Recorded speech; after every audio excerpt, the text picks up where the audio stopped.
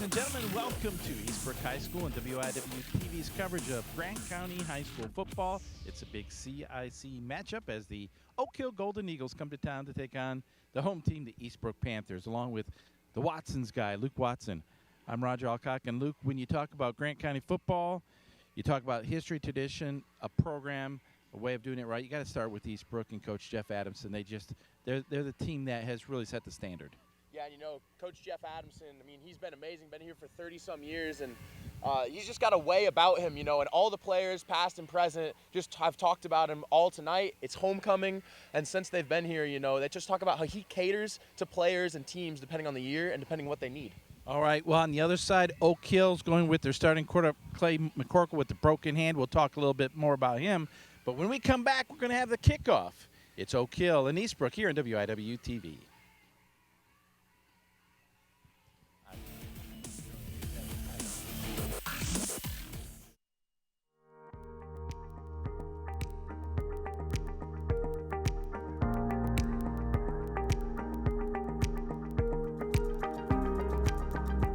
The world is desperate for nurses who want to positively impact the world for Christ, one patient at a time.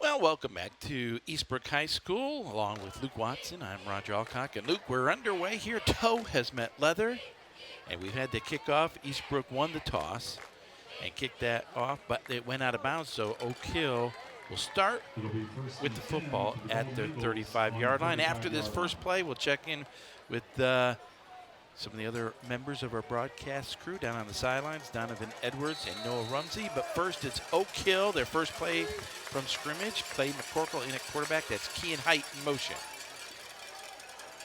And the handoff into the fullback. We're going to talk about Clay McCorkle, but let's check in with Donovan Edwards down on the sidelines. Tackle was made by number 47. Absent of Eastbrook. He expects number 21, 22, and number 9 to have a big game on offense, for it's a very running style offense. And on defensive end, even though the Oak Hill quarterback has a cast on that arm, it is not going to change what that defense will do tonight.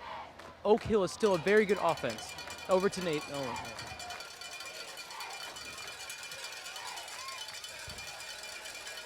Well, second down after no gain on that first play, and now there's a penalty flag, and it looks like a rare penalty on that Eastbrook defense, a very disciplined defense, offside, so it makes, instead of 2nd 10, it'll be 2nd and 5, and Luke, 2nd and 5 is a whole lot different 2nd and 10.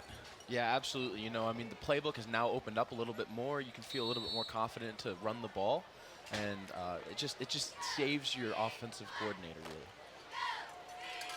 Talked to Coach Adamson early in the week, and obviously he wants his defense to play disciplined assignment football. Here's a pass on second down. Oh, that big hit is going to be an incomplete pass called. Kean Height, the intended receiver, got nailed down there. I think it was Alexander Baker, the big defensive end, with the hit. And that's really big there for the defense. That's an early hit to really set the tone for them, how physical that they're going to be. Well, so now, after the incomplete pass, it'll be 3rd and 5.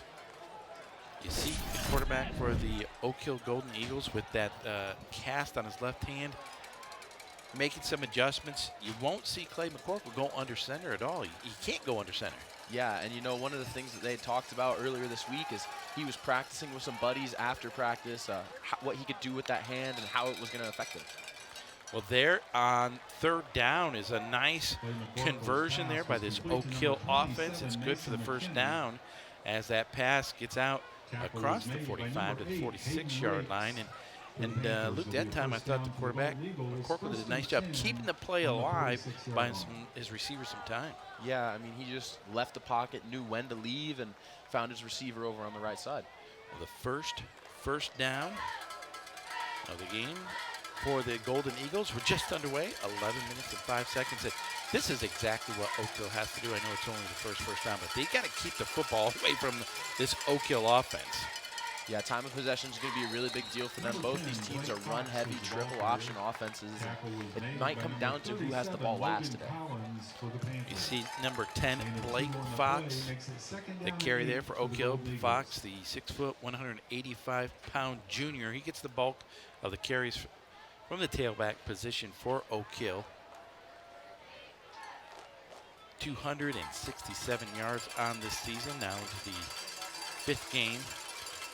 But 2nd down and 8 after the 2-yard gain. McCorkle looks to the left, has his man complete, and after the catch, picking up the 1st down on the reception. Well, I don't have a 45, but I think that is the tight end, Tristan Hayes. Yep, and Hayes with the big grab there. He's a big-framed guy.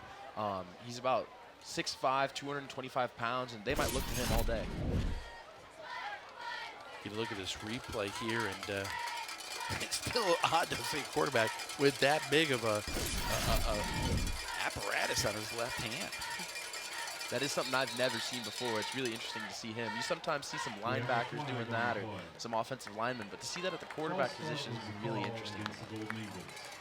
Well, that's the first penalty of the game for Oak Hill, and that's a big penalty, and not as it will move Oak Hill back 5 yards, makes it 1st and 15. And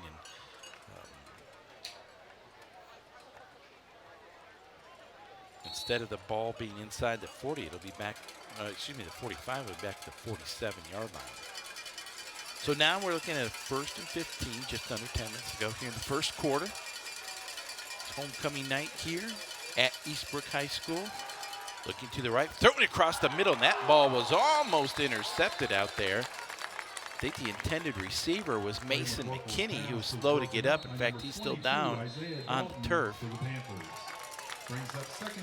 So now it'll be 2nd and 15. I'm not sure if we're going to look at who, or if you got to look at who made that break up there, but it's good play by the defensive back. Well, that play was made by Isaiah Dalton. He's a sophomore. Brother is now playing at Indiana Wesleyan, Clay Dalton. He just laid the hit coming down from the free safety position here.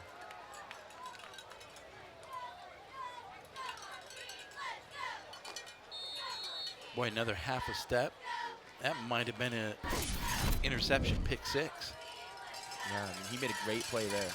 All right, so now 2nd down, 15 to go. The blitz coming. Dalton has to roll to the right. Excuse me, that's McCorkle. He has his man wide open across the middle. 1st down yardage and more inside to 30. And that is Kean Height on the reception for Oak Hill. A big 3rd down conversion for Oak Hill and another 1st down. Yeah, that's a big play by the quarterback, a designed bootleg off the play action, and he just found the wide open receiver downfield. That is a really nice play call because I think they felt that Eastbrook might be coming with that blitz, so they rolled the quarterback out. They found a wide open Kean Height. So Oak Hill on the run here, or on the move here early. Inside handoff to Fox. Not much running room there. He might have got a yard. You know, sometimes people say, what, you're running the football for, Coach? But you got to run the football, don't you, Luke? You can't just be all pass. Absolutely, and especially, you know, with the teams that are out there, I mean, they're known to be running teams, and that keeps the clock moving for you. And that's going to be really important today for Oak Hill to stay in this game.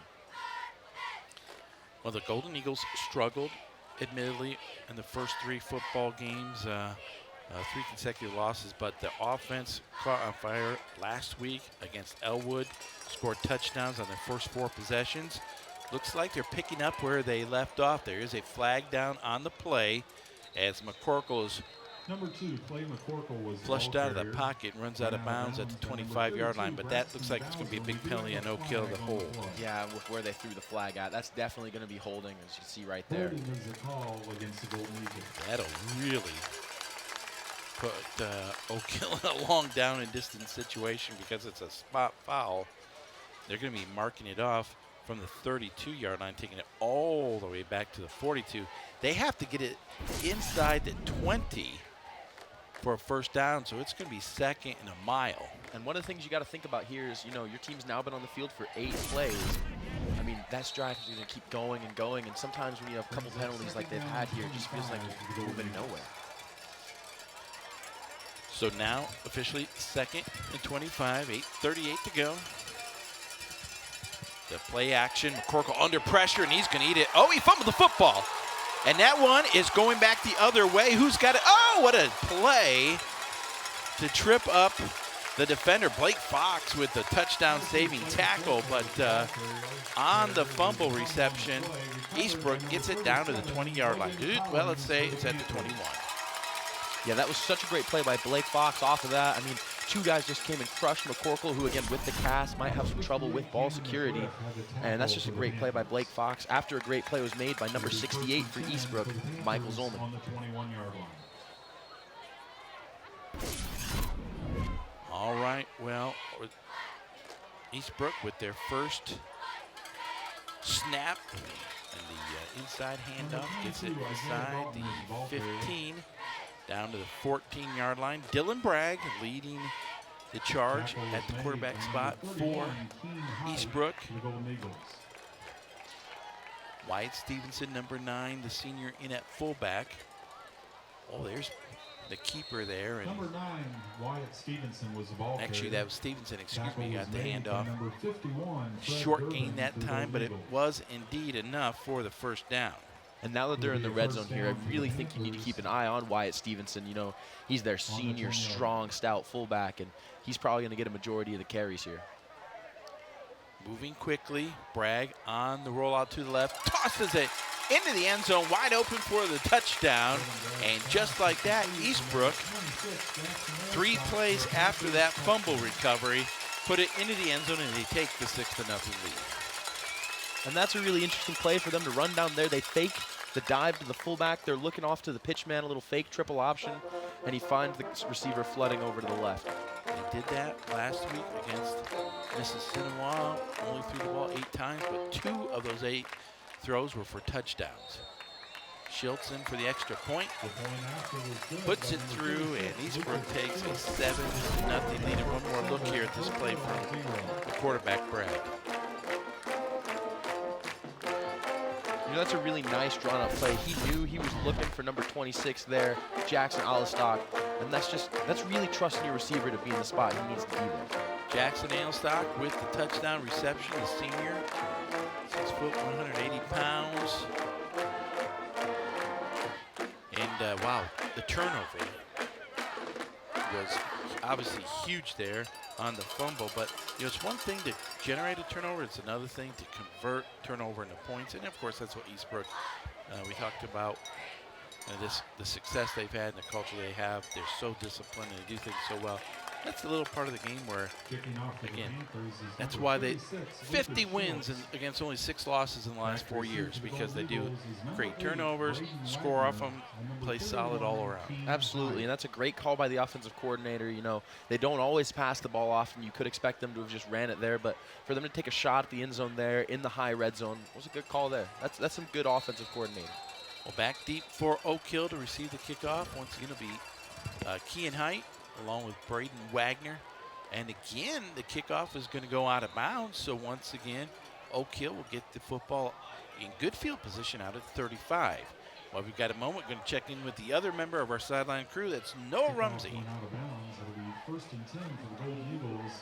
Thanks, guys. So we just talked about Clay McCorkle and how he has a cast on, but I want to highlight the receivers, Tristan Hayes and Kean Height.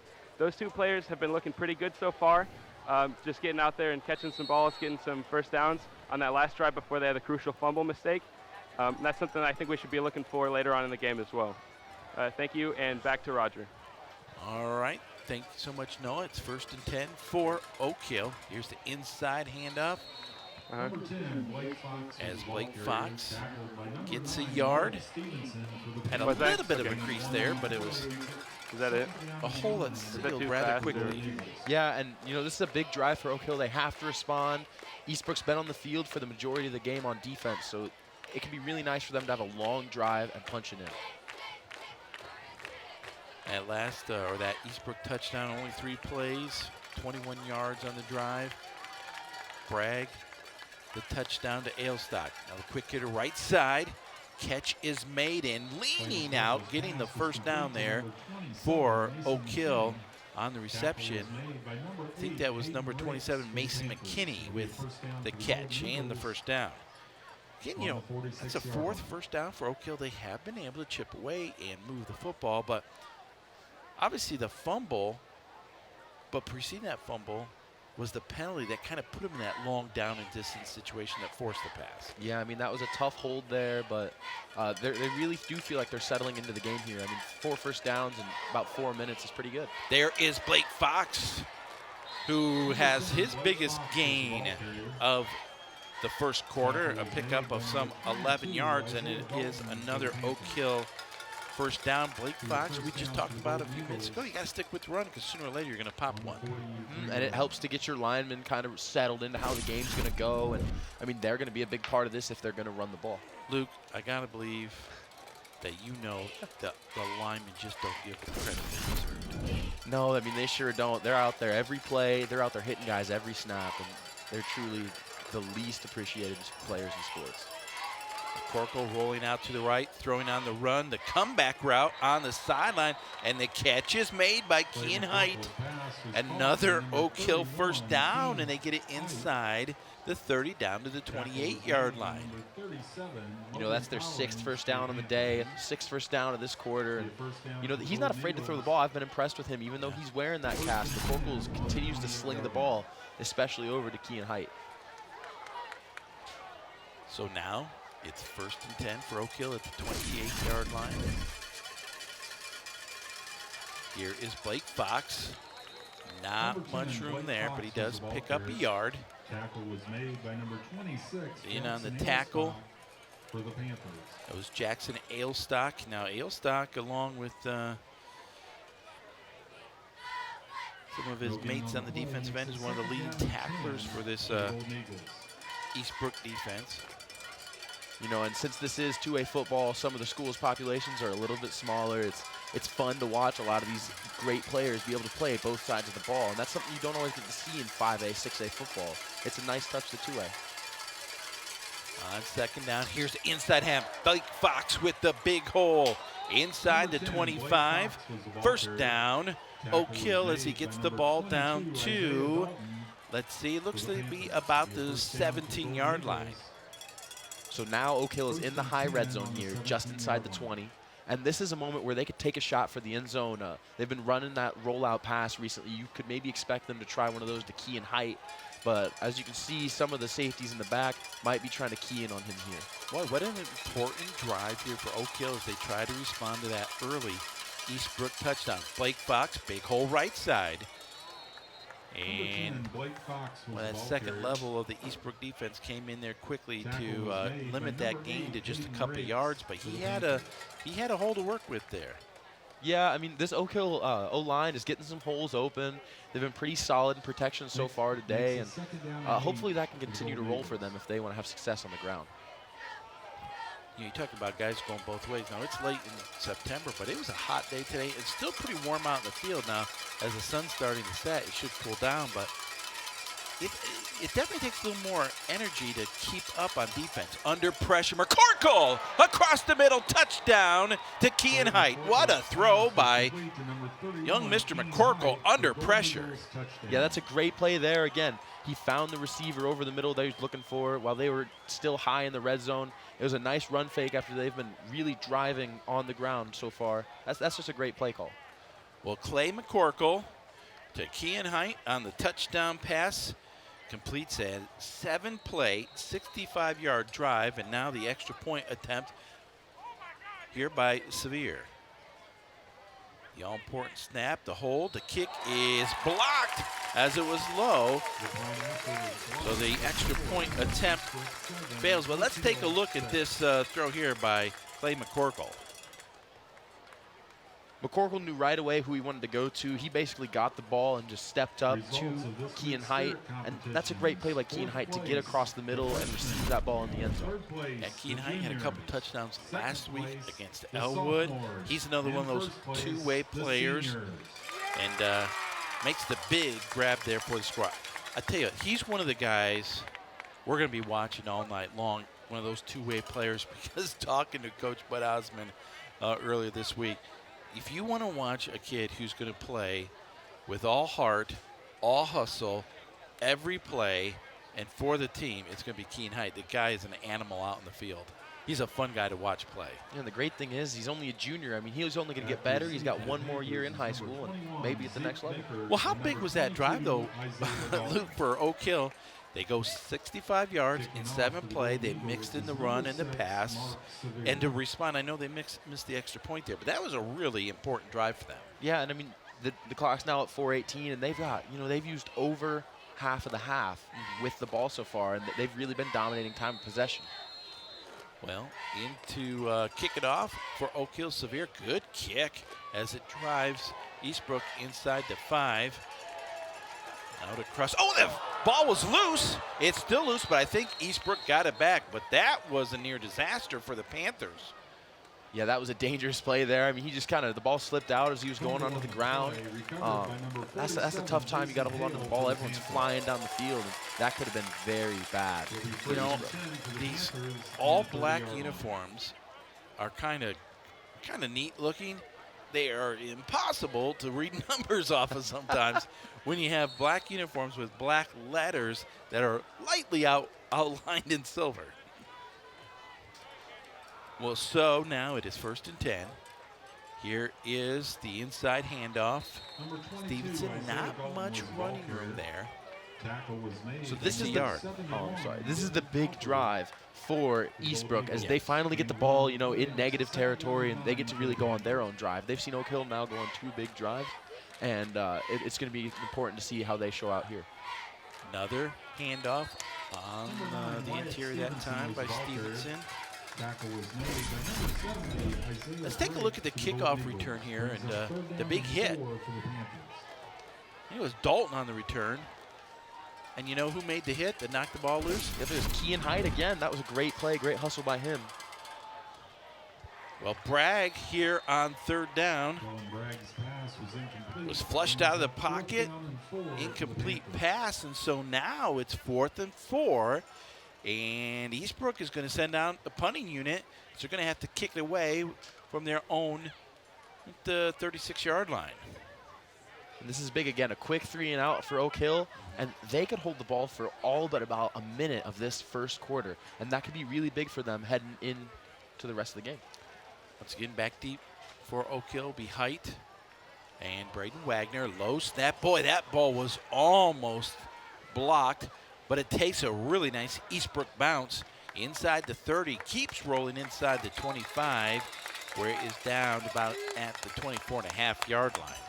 Well, but that's got to be a confidence booster right there for that Oak Hill defense. Yeah, if you saw there, that snap was rolling on the ground to the punter, and he had to pick that up, and that was an amazing play for him off that punt. Donovan Edwards is down on that Eastbrook sideline for us. Talking to Coach Adamson of Eastbrook, from their first drive, only having a 3-play drive and really establishing the pass early on, I mean, it's really a big deal for them. They are not a throw-first team. For them to be able to throw on their first possession, they do really have a lot of confidence in their quarterback. Back up to you, Roger. I'll tell you one thing that's not going to happen as you watch this first down carry. You're not going to get down or you're going to get Coach Jeff Adamson worried or panicked or get out of what they do with 3 minutes to go in the third quarter. This offense is a good offense, and they'll sniff it out. They'll figure out some things. They're going to stick to what they do, and sooner or later, next thing you know, they just broke a big play on you. Absolutely, but one of the things I want to highlight is this game could, if it's going to keep this close, come down to special teams. We've now had a blocked PAT and almost a blocked punt, and maybe that will tip the scales for either team. On 2nd and 9. There's a bad snap, and in fact, it's going to be a false start here. You just can't have that deep in your own territory. Now they're going to be all the way back to about the 15. That could be a drive killer, and they might have to punt deep out of their own territory now. Well, that's where Oak Hill got in a little bit of trouble on their first possession. They were moving the football. The penalty marked them back to a 2nd and 25 kind of situation. Forced them into obvious passing down. Got caught in the blitz situation and turned the football over.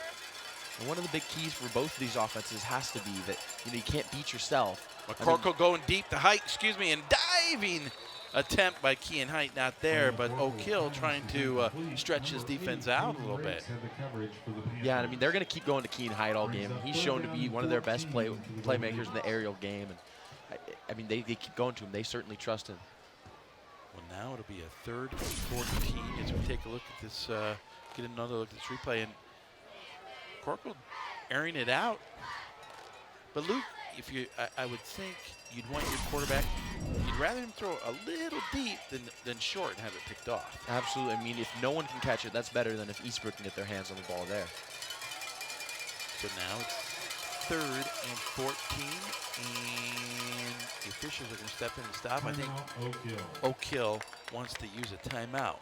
2:23 to go here in the first quarter, and Oak Hill with their first time out of the football game. If I were to bet for the coach here, hey, we're going to take a quick break, Luke, and we'll be right back here on WIW TV.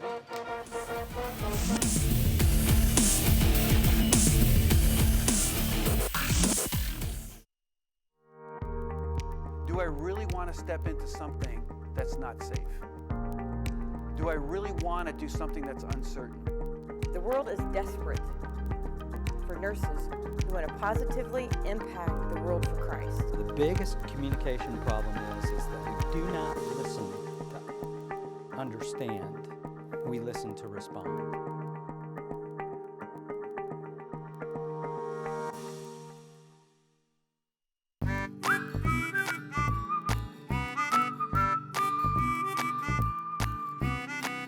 Hello again, everyone. Welcome to Crossroads. I'm Randall King. And I'm Katie King. It's Kappa. There we go. There we go. Tries it actually works. Now I can maybe actually get some.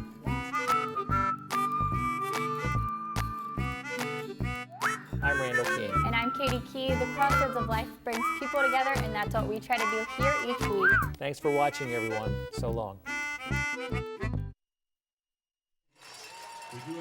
Well, Lucas, we're back to live action here on the long 3rd and 14 play. McCorkle was flushed out of the pocket. He was looking down that right side, and he had it picked off by number 8, Hayden Rakes. Now, had that pass been completed, it was coming back because there was a penalty as well on Oak Hill. But, boy, another penalty that leads to a long down and distance situation that leads to a turnover.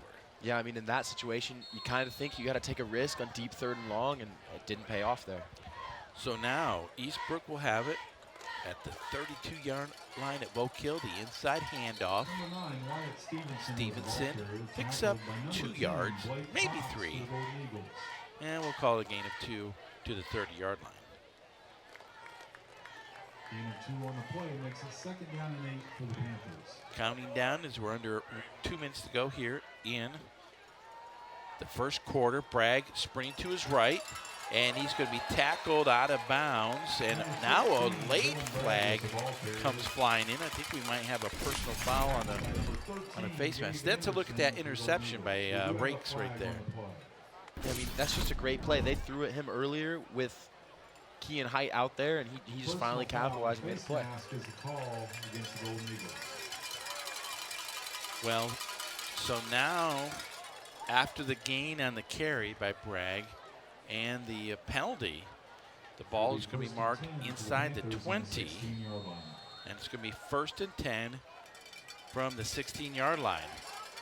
The draw, or excuse me, the handoff working the left side, and then being run out of bounds was Ezekiel Binkard. Going to be 2nd down. No, Rumsey, what do you have for us? Thanks, guys. Something that I want to touch on now is just talking about the D-line of the Oak Hill Eagles. Something that's really important here is for them to really hold their ground against an offense like this. You're running the triple option. You got to keep anchored down the line right here. You saw in that last play how they got east and west, and they really stretched out the offense, so they didn't really get that many yards on the play. Thanks, guys. And now back to Roger. Well, the tackle there made by number 65, Spencer Whitehead, will set up a third down. Might have even been a little bit of a loss on that play.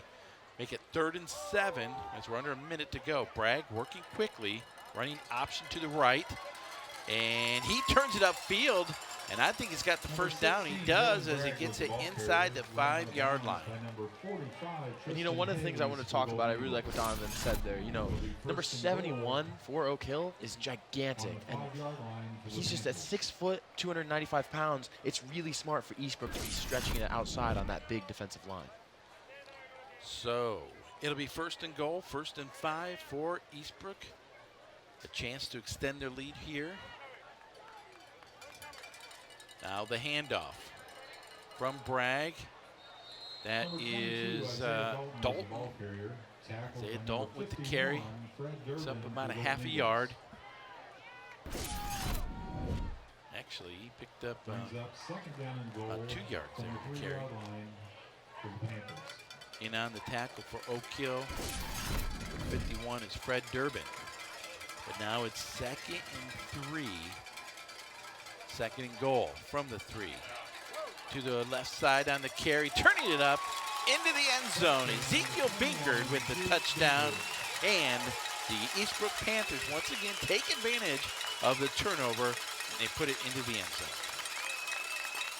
Yeah, that's a 6-play, 32-yard drive. Didn't take off more than about 2 minutes on the clock, but, I mean, they just imposed their will down the field, just rushing it up and down, left and right, all over that Oak Hill defense. Schultz in for the extra point.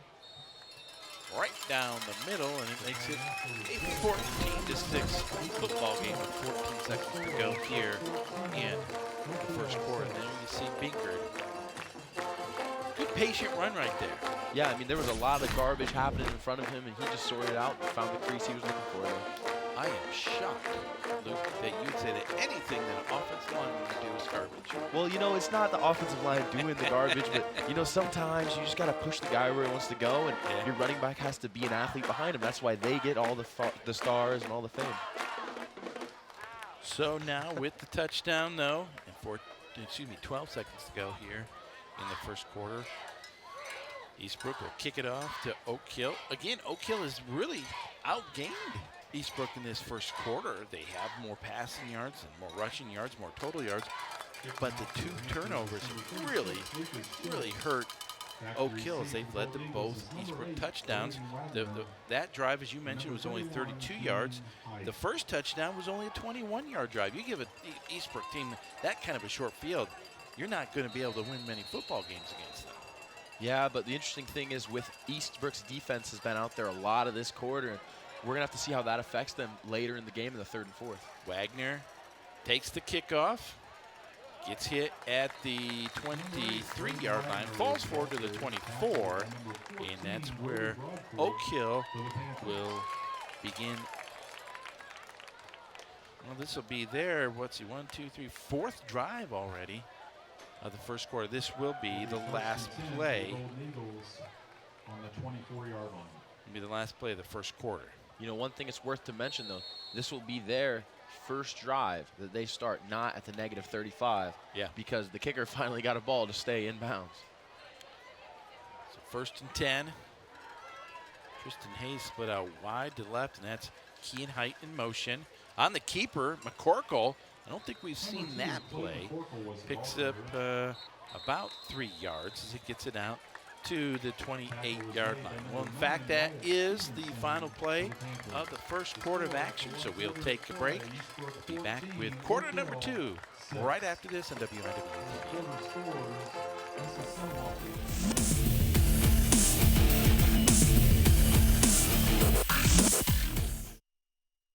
Sometimes digital TV channels change. Some stations may stop broadcasting or change frequencies, while new stations on different channels may become available. If you receive digital TV over the air with an antenna, you should periodically rescan to update the channels you receive. Some boxes or receivers rescan by themselves, while others need you to start the rescanning process. Instructions for starting a rescan can usually be found by pressing the Setup or Menu buttons on your remote control. If you can't find the option to rescan that way, check the owner's manual or contact customer service for your TV or converter box manufacturer. You may find contact information in your instruction manual or on the internet. Once a rescan is complete, you will see all of the digital channels you are able to receive. For more information, go to www.fcc.gov/rescan. This is a public service announcement from the FCC. Back at Eastbrook High School, along with Luke Watson, Donovan Edwards, and Noah Rumsey on our sideline. The rest of the WIWTV crew, I'm Roger Alcock. At the end of one quarter of action, it's Eastbrook 14-6 over Oak Hill. We've seen Oak Hill move the football well here in that first quarter. They just have to stay away from the penalties and the turnovers. There's the fire across the middle. That ball was deflected and falls incomplete on the deflection there for Eastbrook. That was, again, Jackson Ailstock. Let's check in with Donovan Edwards now on the sidelines. Talking with Coach Adamson, out of that last defensive series where they got that interception, I noticed some height within the safeties and corners, and it's not something Coach Adamson really looks for, is height in the defense, but he really enjoys it when it comes to the deeper passes, and as you just saw in the last play, you know, they broke up another one. Back up to you, Roger. So now a big third down play here for Oak Hill off the play action. McCorkle rolling to his left, stops, fires, has his man Height, who is hit short of that first down to gain and run out of bounds. So it'll be fourth down for Oak Hill. Clay McCorkle took a pretty good shot as he let this one go. Yeah, and that's pretty interesting. This is the first time that they've had him roll to the left. And of course, being a right-handed quarterback, he's got to flip his hips there late, and that gets the ball out just a little bit later and makes him take a hit there. So 4th and 5 for Oak Hill. Tristan Hayes, number 45, will kick this one away for Oak Hill. He gets the snap, a high punt, good punt.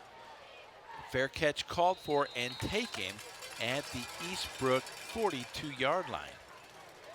That was a great punt. That had a perfect spiral on it. He's a tall dude. He got a lot of leg swing there. That was Dylan Bragg, the quarterback, with the fair catch there. So now Eastbrook, and this is what is this, their worst field position of the night to start a drive? Yeah, it looks like that they've second worst. Yeah, they started on the +21, the +32, and the -22. So this is their second worst field position. They kind of have to go on a drive here. Inside handoff.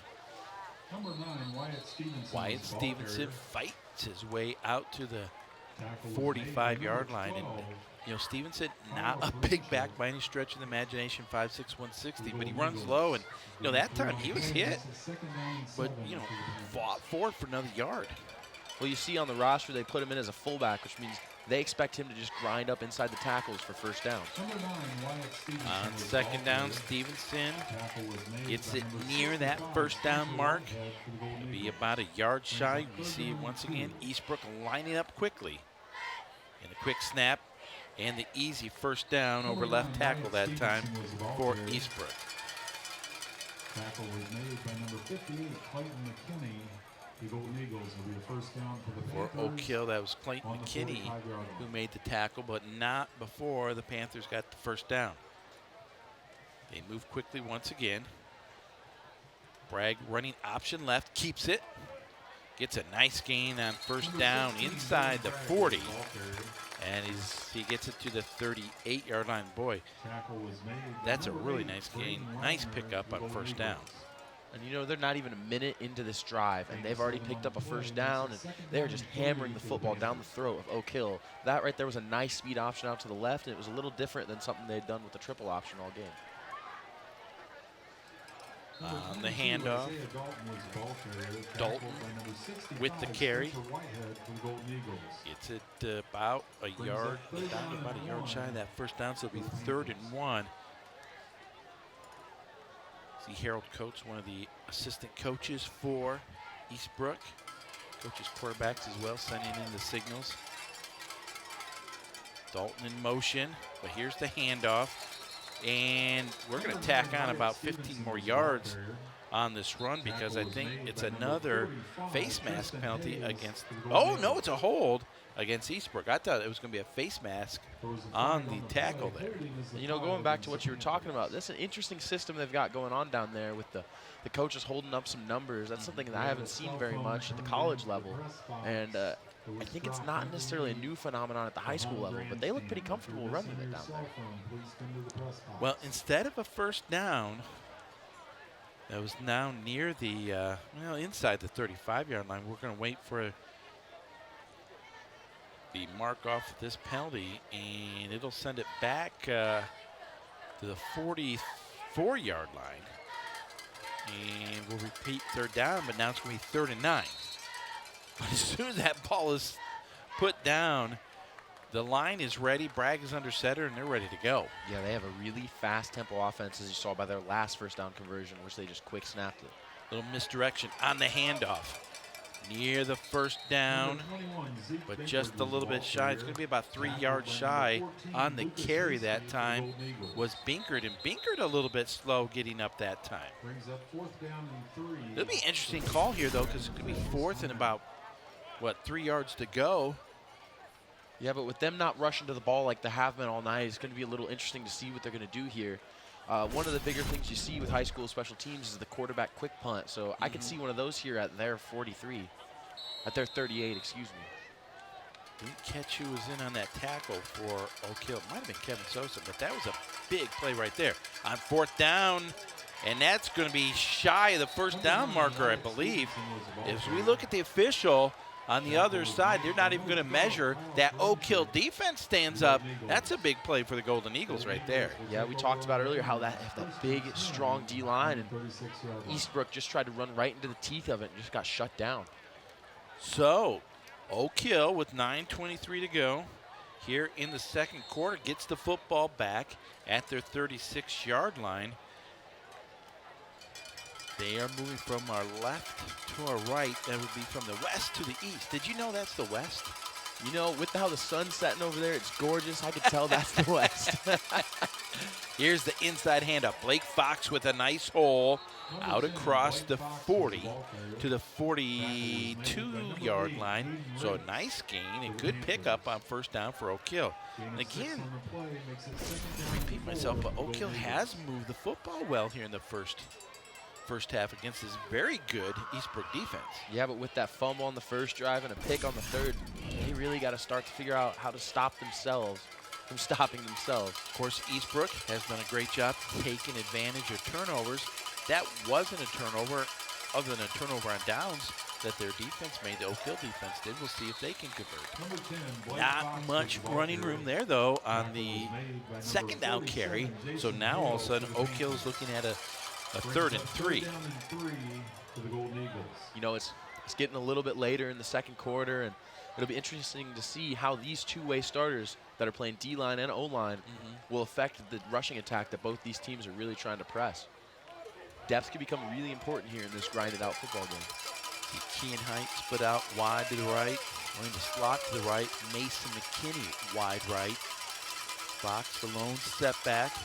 He gets the handoff left side, puts his shoulder into the would-be tackler, and picks up the first down. That was a big run there by young Mr. Blake Fox.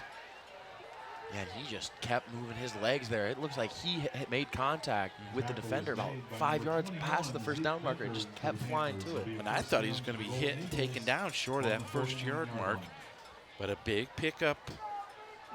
I don't know what you have, but I have about 8 first downs made here by this Oak Hill offense here in the first half. Yeah, that right there was their 8th first down, and they're rolling here on the ground.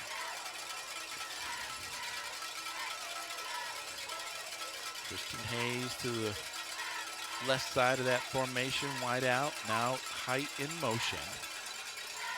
McCorkle under pressure, and no, the Eastbrook defense wasn't fooled that time. Big loss on first down, back inside the 45, all the way back. Now they're going to be marked down to forward progress at the 45, so it'll be a loss of 4. Again, it's all about not putting yourself into long situations, 2nd and long, 3rd and long. expect them, because sooner or later they're going to have to throw the ball here on one of these later downs. And it's going to be really interesting to see if they try to run themselves out of this hole again like they did on the last possession. Well, Oak Hill's been effective because they've been in these down and distance situations where they have the run-pass option. Eastbrook's defense has to kind of play it a little more honest. You get in second or third long, you know they're looking to pass. The play action, now the lofted pass to the right sideline. He was looking for Hayes. A lot of contact down there. In on the coverage for Eastbrook was Hayes. But it'll be 4th and long. Well, excuse me, it's 3rd and long. Forgot about that. Another one of the guys back there was Hayden Rakes, and he was just sticking his hand up, not even looking for the ball. He's already got 1 pick on the day, and he's been really nice in coverage so far today. But you know, I don't think that was a bad throw there by McCorkle. No, that was a high ball, but I mean, he knew where his receiver was, and it was either going to be his receiver getting it or nobody. So now it is 3rd and long, the ball at the 45-yard line. And they're going to go back 5 more yards as there's a false start on the play. And that's a tough mistake to make there. I mean, and we talked about the offensive line never getting love. The only time they get noticed is when they pick up a penalty. Yup, it's moments like that where you just kind of hang your head, but you gotta focus on the next play. Gotta have a next play mentality there. Well, 3rd and 19 is that's a big challenge here for any high school offense. See what the Oak Hill Eagles tried to do here. They set up the screen. Nice play call here. They get in the middle of Kean Height. Oh, a good defensive play, though, to trip up Kean Height. In on the tackle that time for Eastbrook. That was number 47 for them, Jason Hale. That play looked like it maybe had some room. Yeah, but, I mean, that was a great play by the number 47 there to get off with a blocking lineman. And that's a weird play for them. They have to kind of feel out where the running back's going to be bleeding out of the pocket at. 2nd straight punt for Oak Hill. End over end. Taken. Oh, they were looking to maybe set up a reverse. I don't know, but getting down the field for Oak Hill, making the tackle for them. I think that was number 8, Braden Wagner. Going to go back down the sidelines to Noah Rumsey. Thanks, guys. One thing that I want to hit on is that a lot of players from Oak Hill are playing on both sides of the ball, playing from a smaller school, 2A school. They're playing on both sides of the ball, namely Kean Height at free safety and wide receiver. We have Braden Fox, too, also playing halfback and outside linebacker. So those are 2 players that we've been watching, and I'm sure they're getting extremely tired by playing both sides of the ball, and you can only wonder how the fatigue is going to hit them in the 4th quarter. Thanks, guys. So go back to Roger. 1st down for Eastbrook. Here's the inside handoff. Big gain on 1st down. And again, of course, is Wyatt Stevenson. With that 1st down carry, gets it out to the 26-yard line. A gain of 8 on that play. 2nd and 2.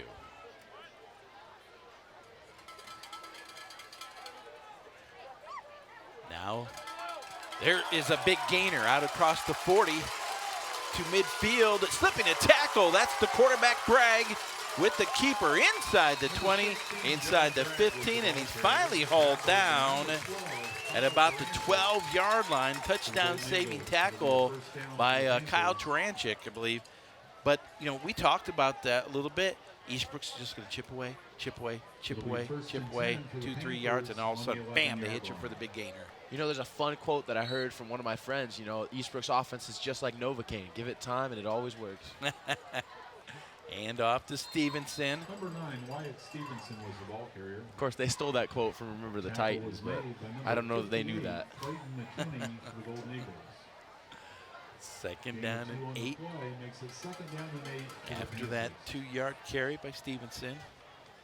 Boy, it's true, though. It's you give them enough time. And it always works for them. I mean, you don't win 50 games over a 4-year span without doing something right. Bragg rolling out to his right, under pressure, throwing to the front for the end zone, incomplete. That time, the pressure coming from that Oak Hill defense, along with some pretty good coverage. But I think supplying the pressure there for Oak Hill was Clayton McKinney, number 58. Now, is there a flag on the play? Oh, guess not. 3rd down, 3rd and 8. You know, when we're talking about the Eastbrook offense, that's one of the most interesting ripples about it is they get into the high red zone, and so far today, one of the things that they're trying to do is throw the ball from the 15 or 16-yard line. Here's Dalton with the handoff, working the right side, tries to turn it upfield, gets a good gain as he squares his shoulders up. Now he's going to be shy of the first down, so it's going to be 4th down and about 3 yards to go. Look at them moving very quickly here. Brings up 4th down and 3. Yeah, now there's a stoppage of play. But it'll be 4th and 3 for the first down. And how far is the ball being placed at the 4 yards? So 4th and 3 for the first down, 4 yards for a touchdown. Now it looks like Eastbrook is going to think about a field goal here. And you know, one of the interesting things that happened on that play is it looks like Isaiah Dalton there lost his cleat on the play as he was rushing in to the 3-yard line. So now we have a field goal attempt, a 21-yard field goal attempt. The snap is down, the kick is up. It is driven through the uprights, and Eastbrook extends their lead 17-6 with that Schultz field goal of 21 yards. I'll tell you what, we've seen it with Indiana Wesleyan football, and we've seen it here tonight. You mentioned special teams, but that third phase of the game is huge, and especially in high school. If you got a guy at place kicker that you can count on and rely on for extra points and field goals, that's a huge weapon, and Eastbrook has it. Yeah, I mean, you see special teams in high school, it's absolutely overlooked. If you can have a kicker who can put the ball into the end zone every time and start him at the 20, or can hit a nice field goal like that, and even a long snapper that's always getting the ball back to your punter or your holder, that's imperative to having some success. Talking about long snappers at Indiana Wesleyan, on field goals, you have Noah King, an Oak Hill graduate, and on punts, you have Shiloh Mass, a Mississippi Law grad. Yeah, I mean, there must be something in the water for snappers in Grant County because they both do a fantastic job. You know, if you want to get some playing time and you want to contribute to a team, being a long snapper is a lot of work. But if you can do it well, there's a spot for you. Absolutely, and they work on their craft and their form all the time. They can always get better at it. Here is a high kick, end over end, taken at the 10-yard line. Going across to the left, breaking through, out across the 25, and finally run out of bounds at the 31-yard line. That was Braden Wagner with the carry for Oak Hill. So now, Luke, Oak Hill's got, 4:22 to go. They got some time to work with. They have moved the football. They just got to avoid the penalties and the mistakes in the turnover game. Yeah, so what they're going to try to execute here is called 4-minute offense, and they're going to try to just drive down the field, hopefully take about 10 to 12 plays and punch the ball into the end zone and leave very little or nothing on the clock left for Eastbrook to come back with. So if they can execute this here, that'll totally swing the game's momentum heading into the half. So on first down, McCorkle high snap, under pressure, and he's going to go down for a loss of 5. He had to catch that with his cast hand there, Roger. Yeah, that was a difficult play there, and of course the defender was right in on McCorkle, so a loss of 5 on that first down play.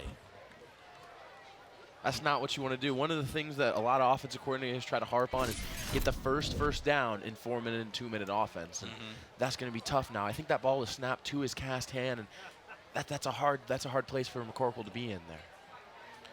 All right, second down, 15 to go.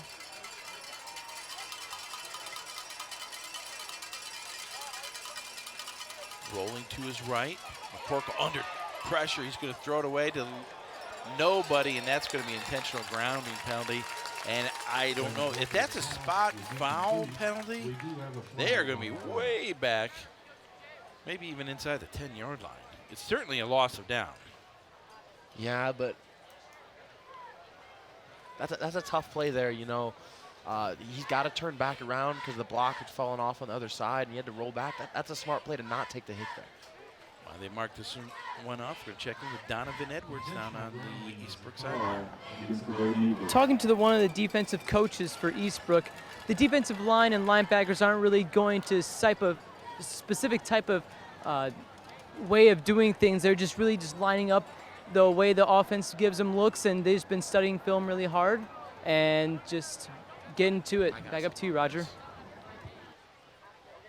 You know, I'm sorry. Go ahead. One of the interesting things about the Eastbrook defense, and it's been the same since Adamson got there, is a lot of high school teams run what's called a gap scheme defense, and most of your defensive linemen are responsible for one gap, and then the linebackers are responsible for the other on each side of a player. But Eastbrook just kind of runs this interesting mesh defense that doesn't have gap responsibility. Inside handoff to Blake Fox, and nowhere to go. I think someone had to, maybe someone got in there and challenged this Eastbrook defense. And we've seen them a little more aggressive. They've blitzed on 1st and 2nd down, brought some more pressure, and now held the Fox to no gain on 3rd down there, and on 2nd down, excuse me. Yeah, that was kind of just of a disaster of a drive there for the Oak Hill offense. I mean, they lost about 20 yards there after having a pretty good kick return to like 31. That's not what you're trying to do with 3 minutes left in the half. They're going to give Eastbrook a chance to score. Tristan Hayes is going to have to punt this one away from the end zone. A fair catch is called for and taken. So Eastbrook will have it in excellent field position at the 41-yard line. And still plenty of time here in the first half. They got 2:54 and all their timeouts. So almost 3 minutes to go, 41 yards. It'll be exciting to see what Adamson has drawn up for this kind of moment, because they only have to go 40 yards, and they have tons of time to do so. Play action. Bragg going deep down the middle. He's got his man. Oh, just overthrown. But he was going deep that time for, well, who was that? I can't. Number 8, Braden Wagner had the coverage. It might have been. That was number 37, Logan Collins. 37. Okay, Logan Collins. I have to look over at our monitor sometimes to see if I can't tell a number. So the big strike attempt there, 1st down, doesn't work for Eastbrook. 2nd and 10 on the keeper, Bragg with the carry. He was hit by Blake Fox first. And then I think it was Hayes helping to clean up on that tackle, so it'll be 3rd and 7 after that short gain. Bragg is a big, strong dude.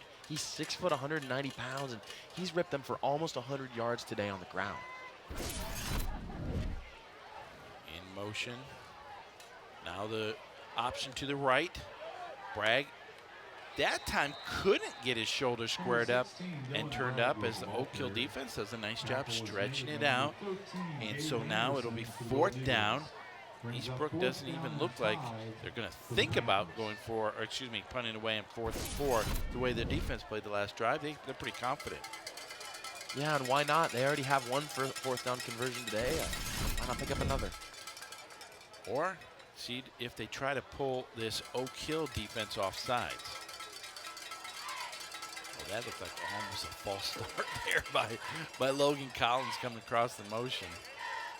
And that's one of the things they're able to do. As long as he's moving lateral throughout that snap count, you're able to have one guy in motion like you're going to run a play, and they were trying to draw off that nose guard. His with that arm motion. action was a little different. Timeout, well, does Eastbrook call a timeout? I think they did with 1 second to go on the play clock. So good job by that Oak Hill defense not to take the bait. That was very disciplined, and now they are going to get the ball back with probably about 1:15 left to play in the quarter. So Eastbrook punted away at only their 2nd punt of this first half. You know, we mentioned about how good the Oak Hill offense had been moving the football with their last 3 possessions, 3 and out, 6 and out. They did pick up 1 first down, then another 3 and out, but 3 consecutive punts. They need to find a maybe get something positive going here on offense and close out this first half.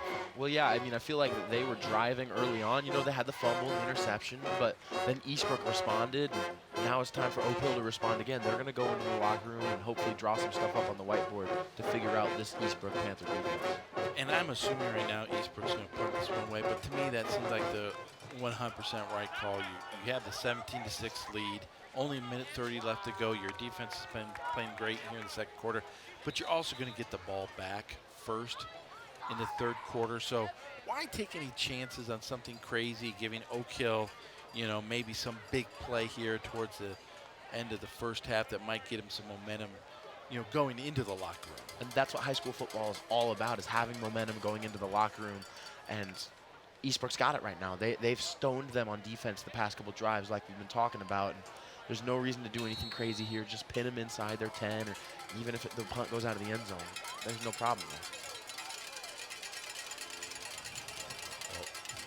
No one was back deep for Oak Hill, but finally Keene Height sprints back there. The kick towards the right sideline takes a bounce at the 10 and goes out of bounds at what about the 8 or 9 yard line. So the Eastbrook pins Oak Hill deep, and they'll only have a minute 22 to do something with it here before we take a break for the first half. And the Oak Hill O-line has kind of been a little bit more faulty. They've given up 2 sacks in the past 3 drives, and if you're Eastbrook, they're on their -9. Your DNs are going to pin the ears back and fly at the quarterback. So this is a really positive situation for the Eastbrook defense to be in here. Look at that sunset. Great shot. There's nothing like a Midwestern sky, is there, Roger? Inside handoff. I was going to say that sunset reminded me of like a scene from The Lion King. Yeah. No, we're not in Africa, we're in Indiana, but kind of a Lion King. What we need is like someone with hair like a mane, like a lion. Ah. There it is. They're showing it off for him. You know, Luke, I am so jealous. It's not teasing, it's jealousy straight up. You know, the fun thing is today is a year since I was bald. I cut my hair all bald a year ago, and now we're back to this. Second down. Oak Hill's going to be content to keep it on the ground and run this first half out. That's Blake Fox, the ball carrier, who gets a gain of a couple yards out across the 16. Now we'll be third down. Oak Hill really does not have to run another play. The game clock, a couple seconds ahead of the play clock. We'll see what Oak Hill decides to do here. A very fast-moving first half of football, though, it seems like. Yeah, I mean, with both of them running triple option-esque offenses, I mean, they're not throwing the ball a ton, and Eastbrook's offense has such a fast tempo. They are flying to the line. They're snapping the football, and it's been really good. Well, I think that is indeed going to do it for our first half of action. So, at the end of one half of play, Eastbrook on top of Oak Hill, 17-6. But there's a whole half of football yet to come. Well, don't go away. When we come back, we'll have our halftime show here at WIW-TV, then the second half of action from Eastbrook High School.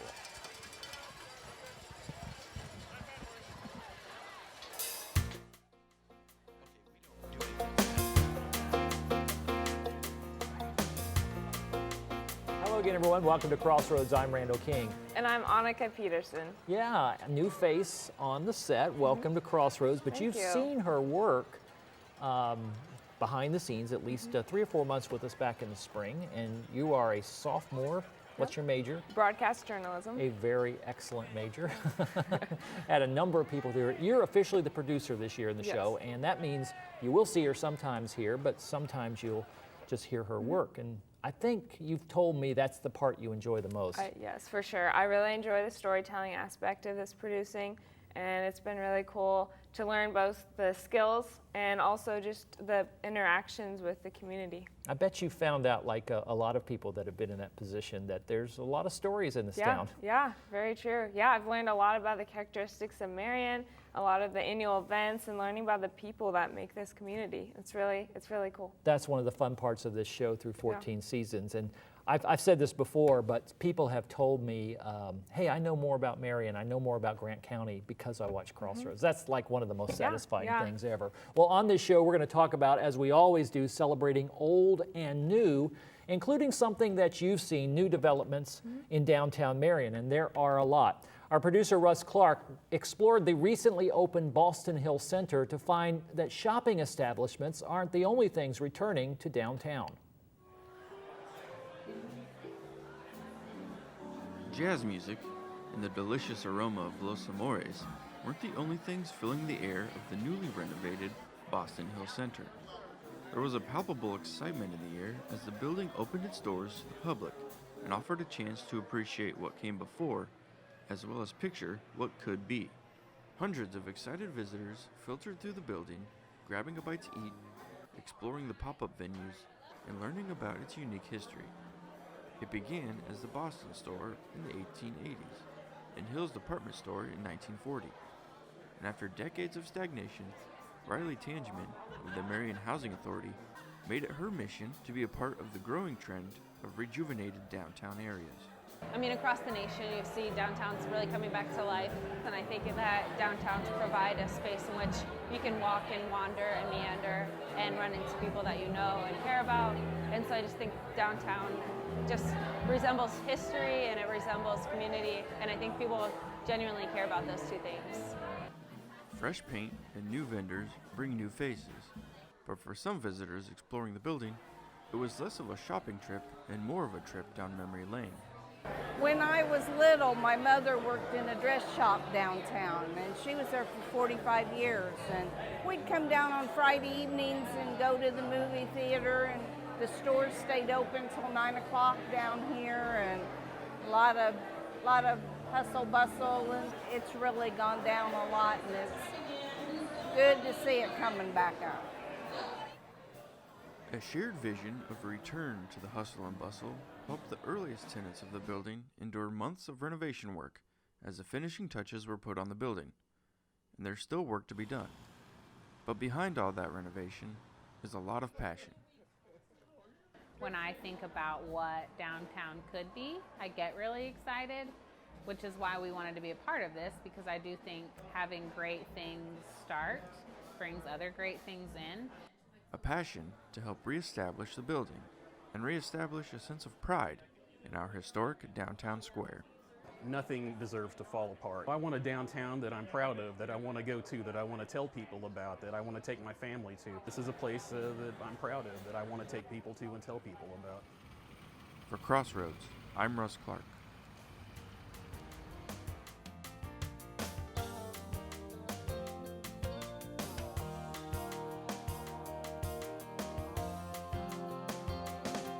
Well, welcome back to Crossroads. Annika, we mentioned earlier in the show you've been working on it just a short time, and I know you have seen there are so many people in this Grant County community that are working to make it better. Yeah, and it's really cool to see how there's little interactions and their enthusiasm make such a difference with our members of our community. And I recently had the opportunity to meet a local pastor whose influence reaches beyond the pews. Students stream through the hallways of Marion High School, dressed for Spirit Day. Football homecoming always brings excitement, not just for the students, but also for the Dean of Students, Reverend Larry Batchelor. It's his 10th year at Marion High School, and it's his friendship with each individual student that keeps him coming back.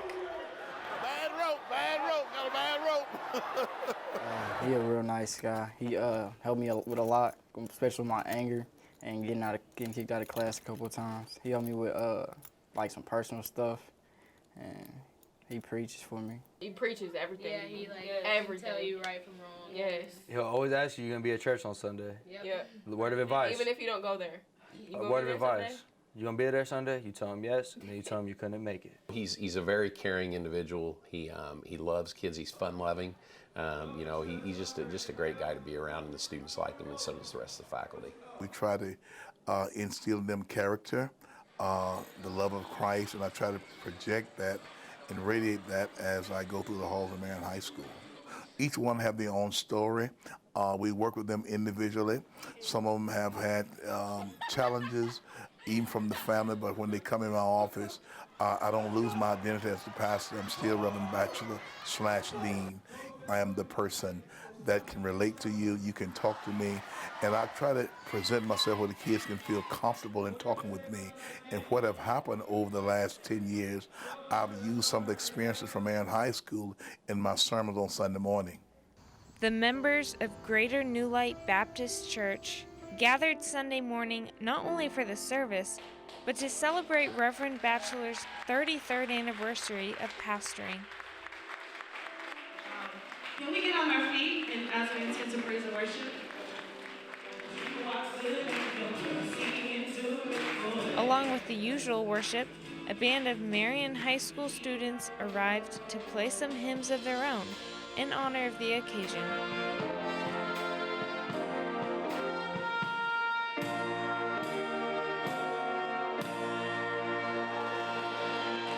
Whether Reverend Batchelor is standing in the church sanctuary or strolling the halls of Marion High School, he's more than just pastor, mentor, or friend. He's family. Reverend Batchelor is the best. We love him. I've known him my whole entire life. He's my goddaughter. For Crossroads, I'm Annika Peterson. I think it was season 1, way back when you were in the crib or something like that, that I met Larry Batchelor, and he was an early guest on this show in our first season when we were at a much different studio over in the Beard Arts Center, and I knew this was a man, and he's been on multiple times, and I've kept up. So he invited me to that 33rd anniversary service, and I said, yeah, Larry, I'm going to go.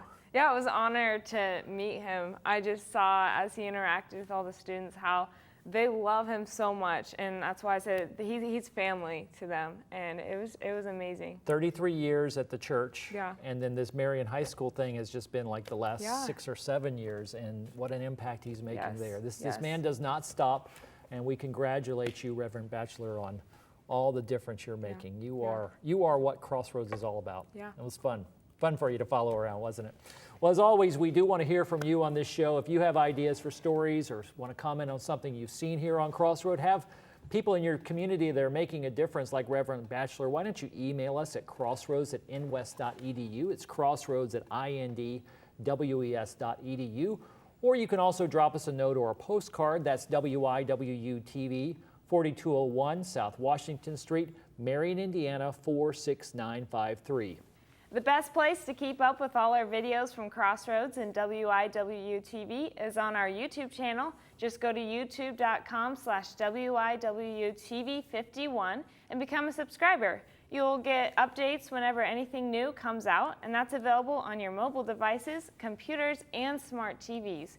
And while you're online, check out our Facebook page and Twitter pages. You'll get a behind-the-scenes look at what we do here.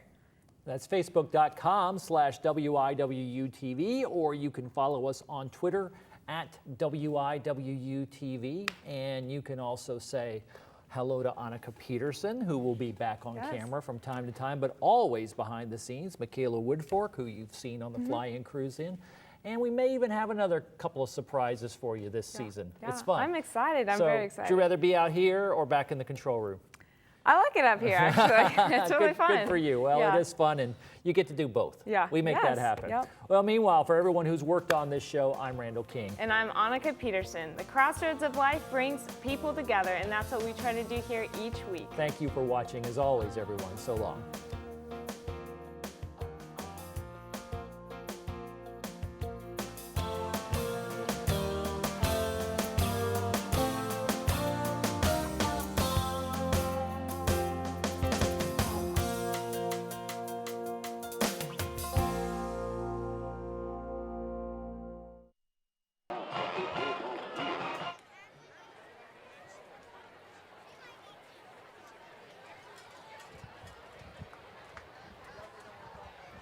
Fellow 1969 graduate Sharon All right, Newman we Muir are back would like to here at Eastbrook High School. We're at the half. Classmates a great evening as she Eastbrook was has able to the attend 17-6 lead. We just had our halftime festivities, homecoming king and homecoming queen. But Luke, we're going to take a look at some of the highlights here this first half. The first half, especially in the first quarter, where Oak Hill did a good job moving the football, both on the ground and through the air. You know, they stuck with Blake Fox in some of the short games. Later, kind of led in some bigger gains. And you know, one of the interesting things about Oak Hill is I think they've hurt themselves a ton here. I mean, they haven't had a lot of Eastbrook's made a couple of plays. They had an interception, a fumble, but there's been 7 penalties for Oak Hill in the first half. You just can't have that. There's Tristan Hayes with the reception there. You know, give young Clay McCorkle some kudos. He's done a good job throwing from the pocket or rolling out. That time you saw him hitting key and height for the big gainer there, the first down there. And that drive stalled out, though. And here was the first score of the game as the touchdown pass went to Eastbrook, and they took the early 7-0 lead. But Oak Hill just responded. I mean, they did a great job on that next drive, making it 7-6. And I like when McCorkle leaves the pocket. He really can make some plays in the air once he's outside of the tackles. You know, they saw them working the sideline. And this was the big touchdown pass to Kean Height, working the sidelines, but then popping it across the middle, wide open receiver. You know, and I don't want to say Oak Hill by any stretch had the momentum there, but you certainly felt like they were playing, you know, even up with Eastbrook at that time, because, again, they were moving the football well. Yeah, the cowbells were a little bit quieter at that time. It seemed kind of like early in the first quarter that some of the Eastbrook players were like, what's going on here? They're really holding with us. You see, though, the touchdown there that put it 14-6. And, again, Oak Hill, Blake Fox, there were some moments in that first half where he had some big holes, had some 10 and 11-yard gains. But here, you know, in the second quarter, I think we saw the defenses kind of rise to the occasion a little bit more, but especially that Eastbrook defense. They were really lights out in that second quarter. Yeah, but one of the players I really want to highlight here is Dylan Bragg. I mean, he had that long run in the middle of the second quarter, and he's been their best rushing attack. He's a big, strong guy, and he's been really impressive tonight on the ground. Well, and we mentioned about Eastbrook. They'll run that offense. They get tempo, but, you know, it's that read option. And they'll do that thing where it's 2- and 3-yard gain. Boom, Dylan Bragg nailed a big, about a 60-yard run there. That didn't get a touchdown, but led to the field goal later. That's what he did against Mississippi last week, where he got, you know, kept working, big 56-yard touchdown. So they're going to stick to it in the second half, do what they do, and they're probably going to be very effective at it. Absolutely. I mean, it started to show in the second quarter how they were wearing down that Oak Hill defense, and it's going to be exciting and interesting to see if they're going to wear down more or if Oak Hill can respond to that crazy rushing attack. Well, we're going to take a quick break. When we come back, we'll have the second half as Eastbrook will receive the kickoff from Oak Hill, so don't go away.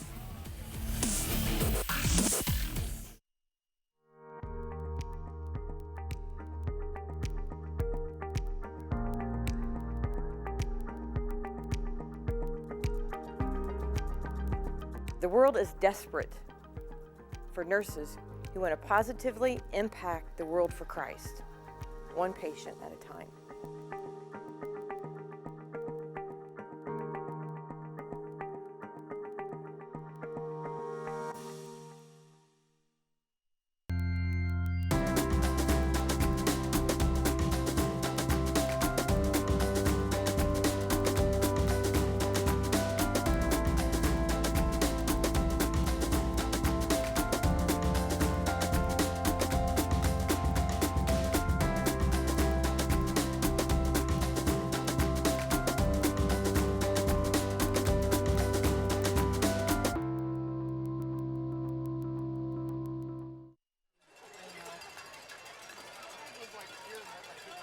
Roger Alcock and Luke Watson back here from Eastbrook High School, along with the rest of our WIW TV crew, Noah Rumsey and Donovan Edwards down on the sideline. Of course, a whole host of students and even some faculty working the cameras and the truck for us tonight. We thank you very much. Thank you to Mr. Kyle and the rest of the Eastbrook crew here to make things happen for us today. And we, Luke, up here in the press box, especially want to thank the Eastbrook staff for these killer cupcakes.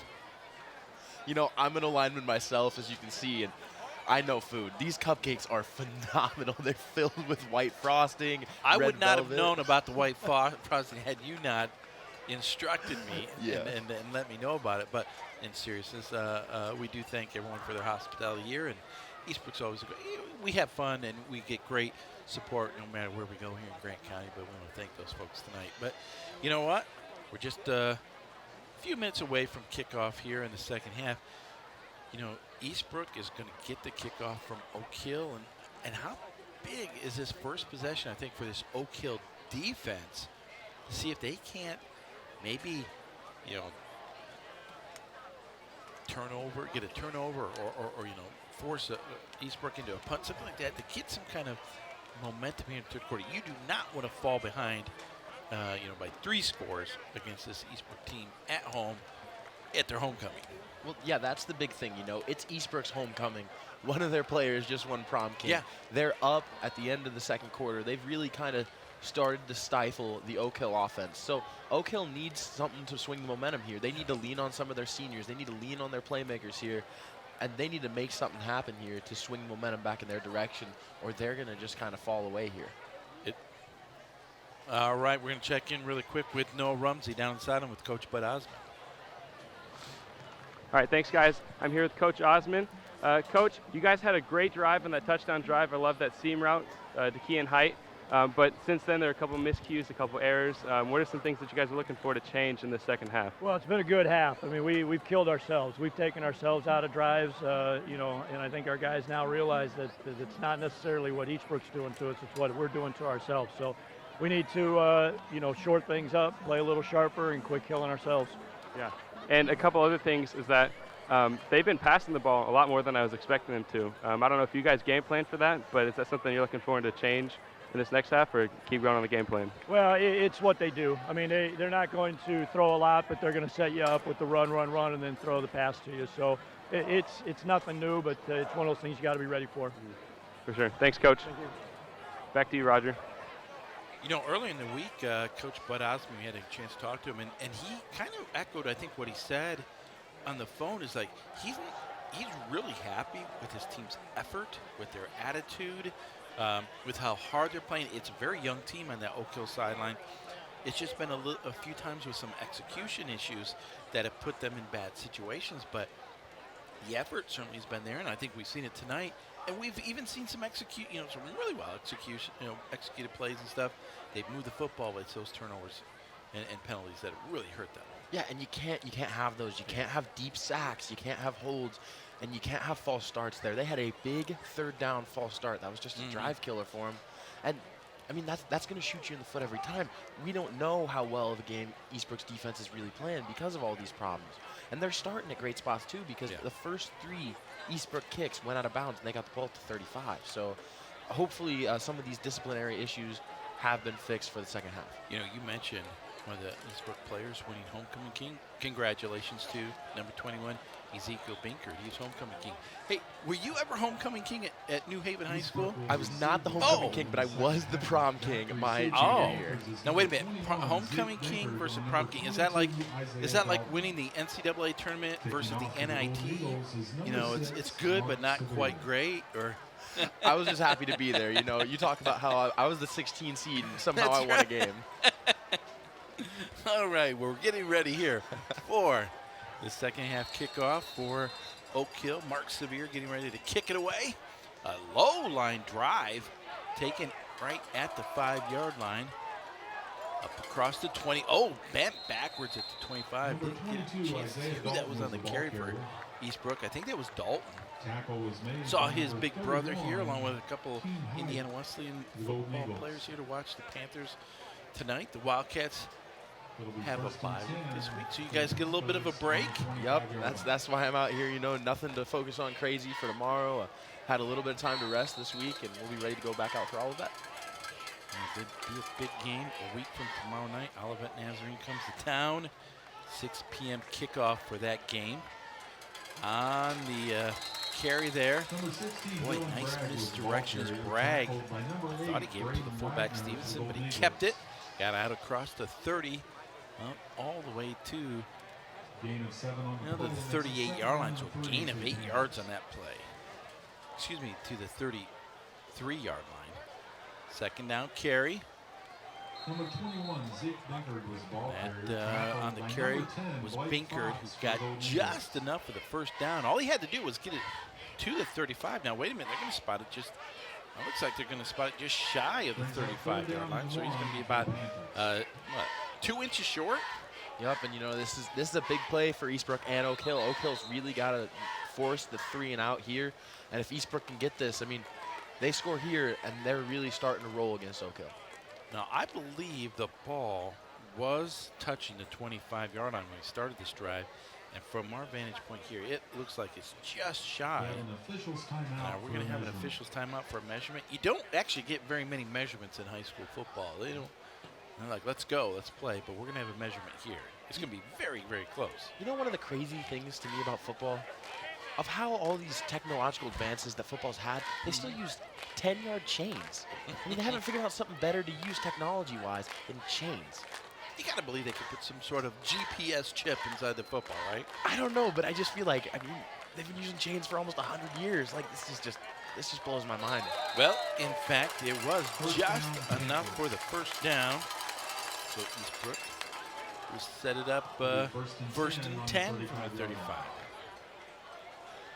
Yeah, I think GPS technology, but I'm going to tell you right now, from this old man to the young pup, technology doesn't make everything better. I'll tell you that right now. Words of wisdom. Thank you. All right, so it is first and 10. Bragg with the handoff. Stevenson, just keeps his feet moving.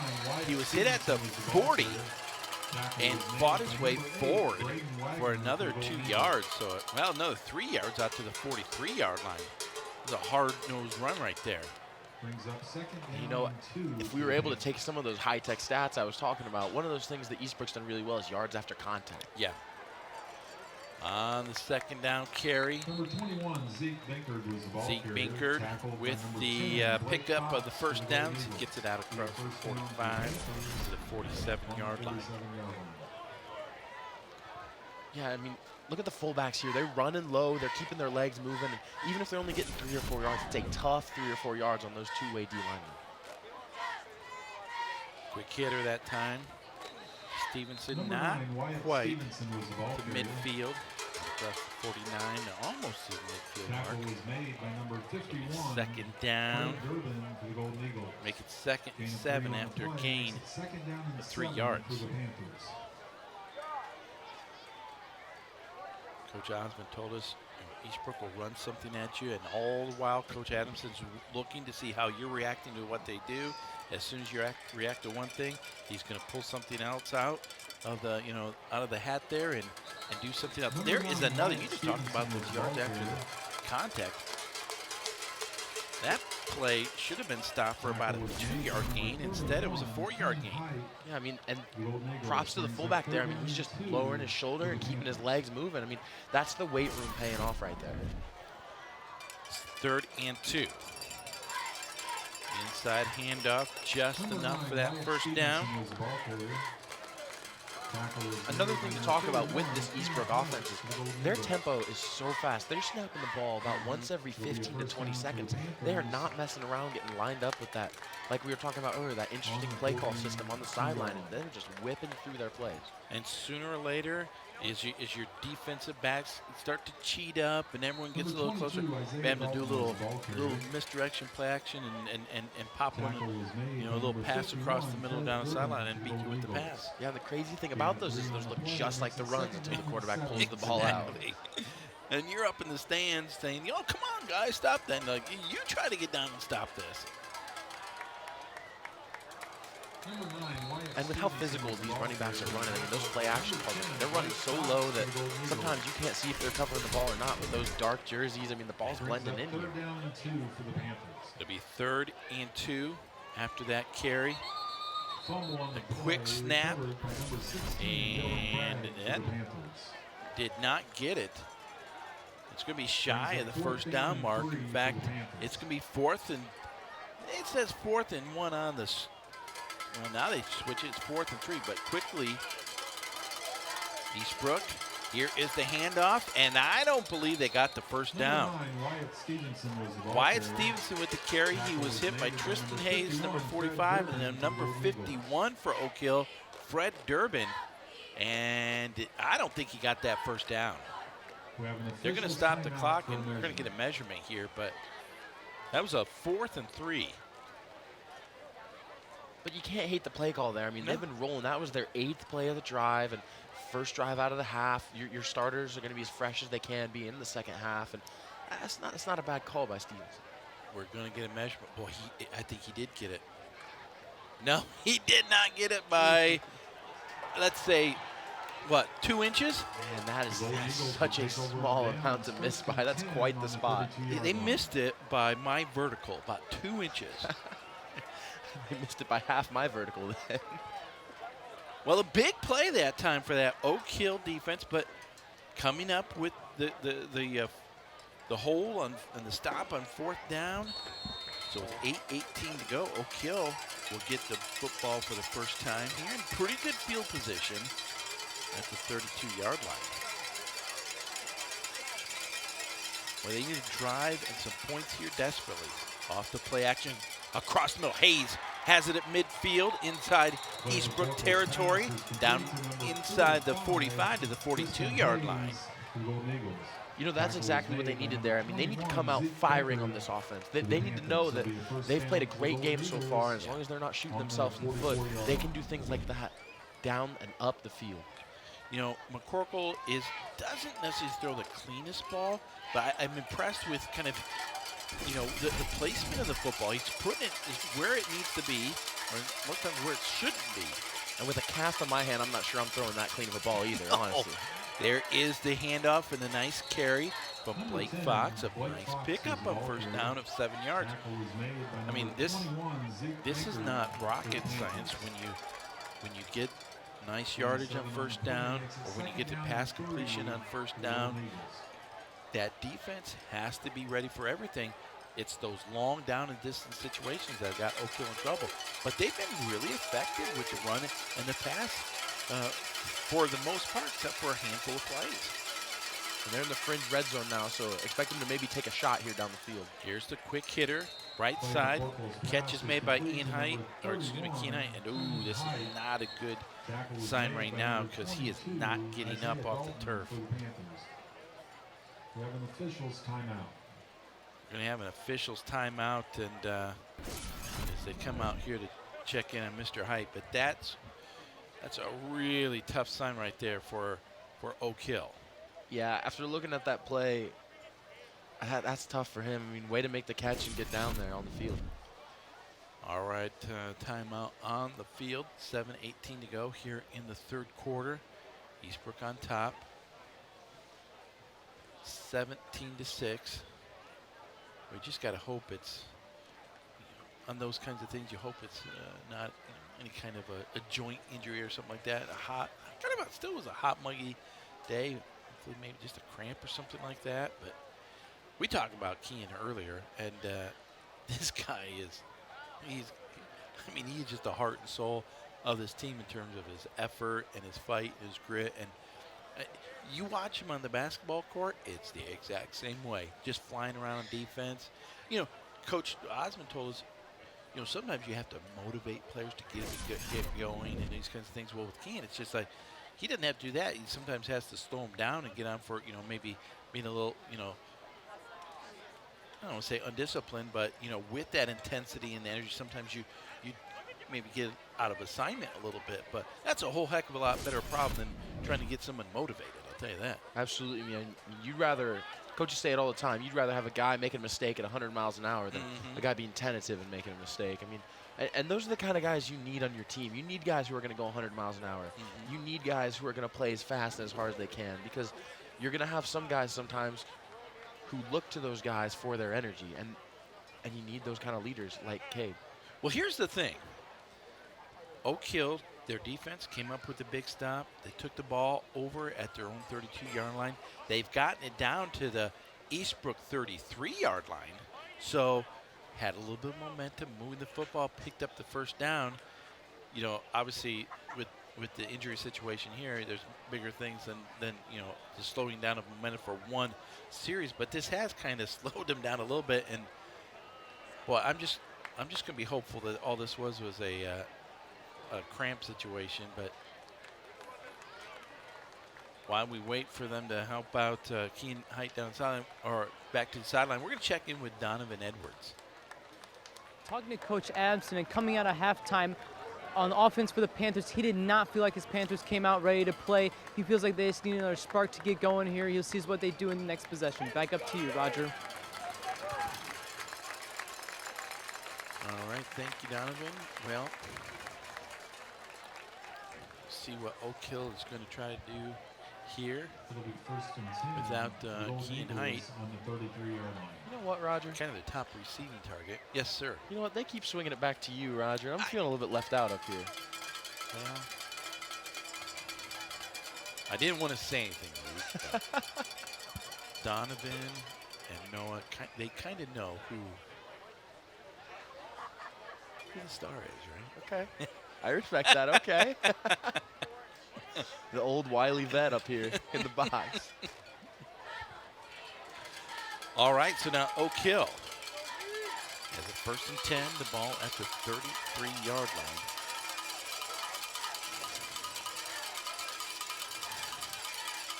Motion man fakes handoff to the left side, looking for Tristan Hayes, the intended receiver, beyond his reach. For Oak Hill was Ryan Fernandez, number 32, who's checked into the Oak Hill lineup. He was the man in motion here. Brings up 2nd down and 10. So with hideout, they look for Hayes, but he was covered well that time by the Eastbrook defense. And you know, I'd expect them to continue to look to Tristan Hayes if Keane Height's going to be out for a little bit of time, because he's a big open target a lot of the time. He already has 2 catches on the game, and he's looking for more out there. A lot of time left here in the 3rd quarter, but a big drive here, big possession for Oak Hill. Really need some points right now. Straight drop, looking right, and that time the intended receiver was Mason McKinney, and McCorkle threw it behind him just a little bit. That timing pattern, timing patterns take time to develop, or they take time in practice, and you don't have weeks and hours on end in high school to get some of those down. No, and that's what it's really big to be a senior for. If you're a senior who's been working with that quarterback for a couple of years, this is where you got to step up, is later in games when it comes down to all those hours in the summer that you put in alone. And now a big 3rd down play here for Oak Hill. You would think it's an obvious passing situation. Eastbrook showing blitz. Here they come. Going deep. Oh, Hayes with the push off there. No flags. But the pass is incomplete. Tristan Hayes trying to creating a little extra room for himself out there. Looked like a pretty good lineman down there down the field. That was quite the shove of separation. Well, as we look at this replay here, Oak Hill looks like they're going to go for it here on 4th down, and why not?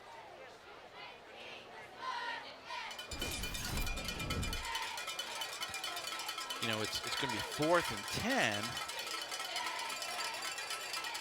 But with the ball to 33, a punt doesn't maybe net you a ton of yardage here. You're down 17-6. I like the aggressive call right here. McCorkle has time. Great job by that offensive line. Now under pressure. McCorkle's going to run. Throws on the run. Has his Tristan Hayes. Oh, he dropped the football at the goal line. Oh, it was a touchdown to be. That wasn't to be. And Oak Hill will turn it over on downs. You dream about being that wide open. He tried to catch that ball a couple times while it was in the air. Honestly, it was tipped. He tipped it to himself. I thought he was going to pull it in on that 2nd attempt there, but instead of a touchdown for Oak Hill, Eastbrook will have it at the 33-yard line. Oh, man. Let's take a look at this one more time. But a great job by, I think, McCorkle to keep this play alive. Yeah, McCorkle, it looked like he was going to tuck it and run, and then he just pulled it back out, used the cast to brace. Threw a great ball. Well, on the 1st down carry, Eastbrook gets it out across the 35 to the 38-yard line and pick up the 5 yards. Score remains 17-6.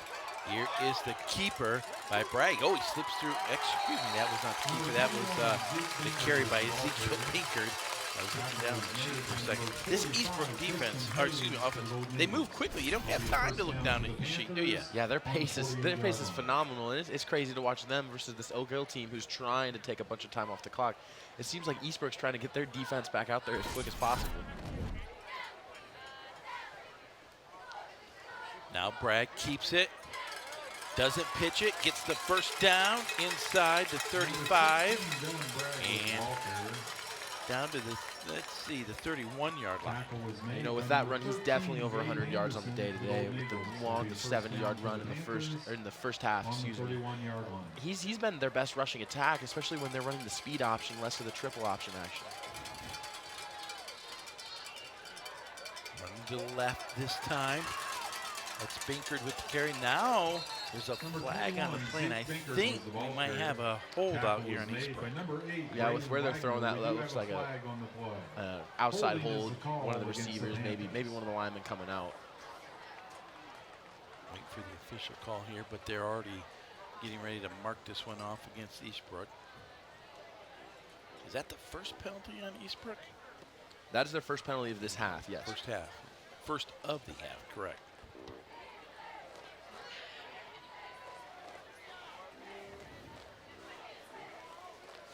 So, it'll be 1st and 15 for Eastbrook.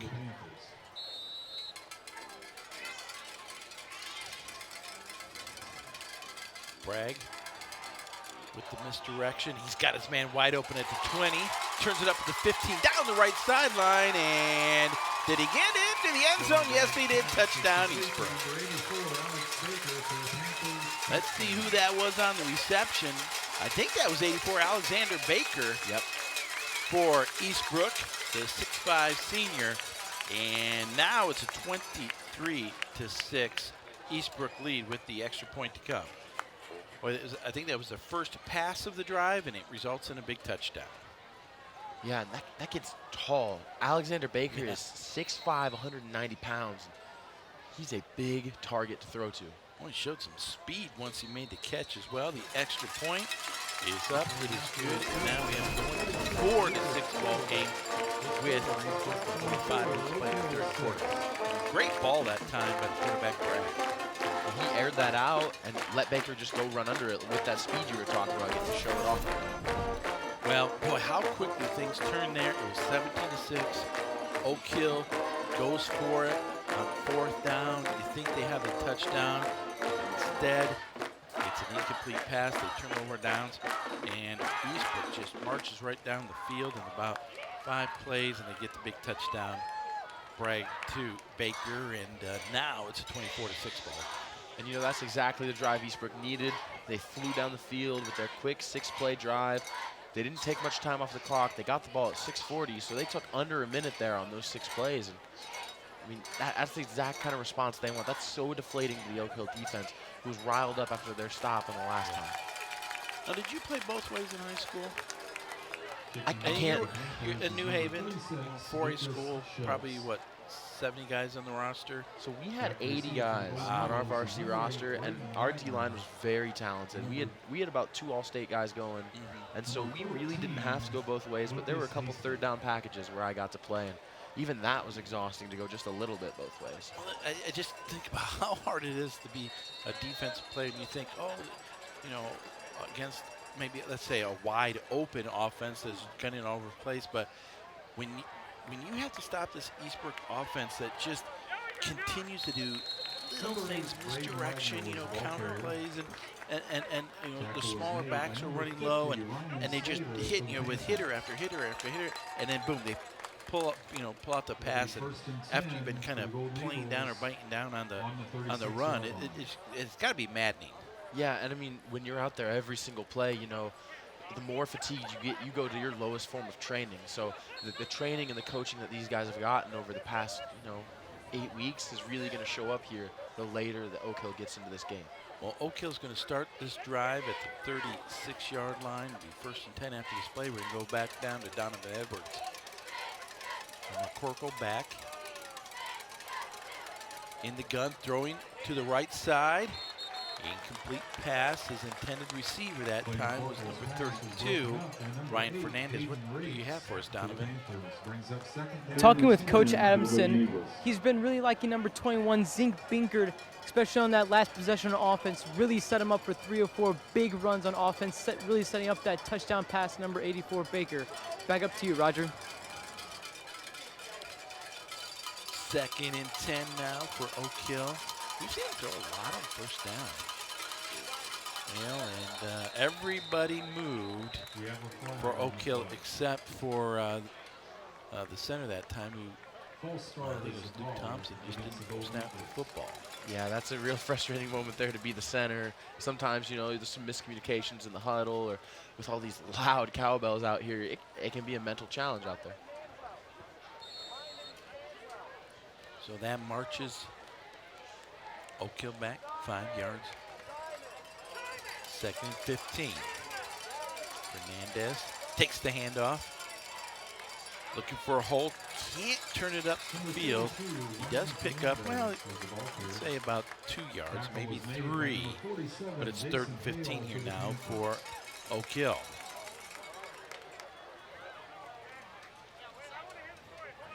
Oak Hill would really like to see some points on the board right now. They haven't scored since their 2nd drive, and they're all the way to their 9th drive of the day, 10th drive of the day today. So they could really use some points, or even a drive deep into Eastbrook territory.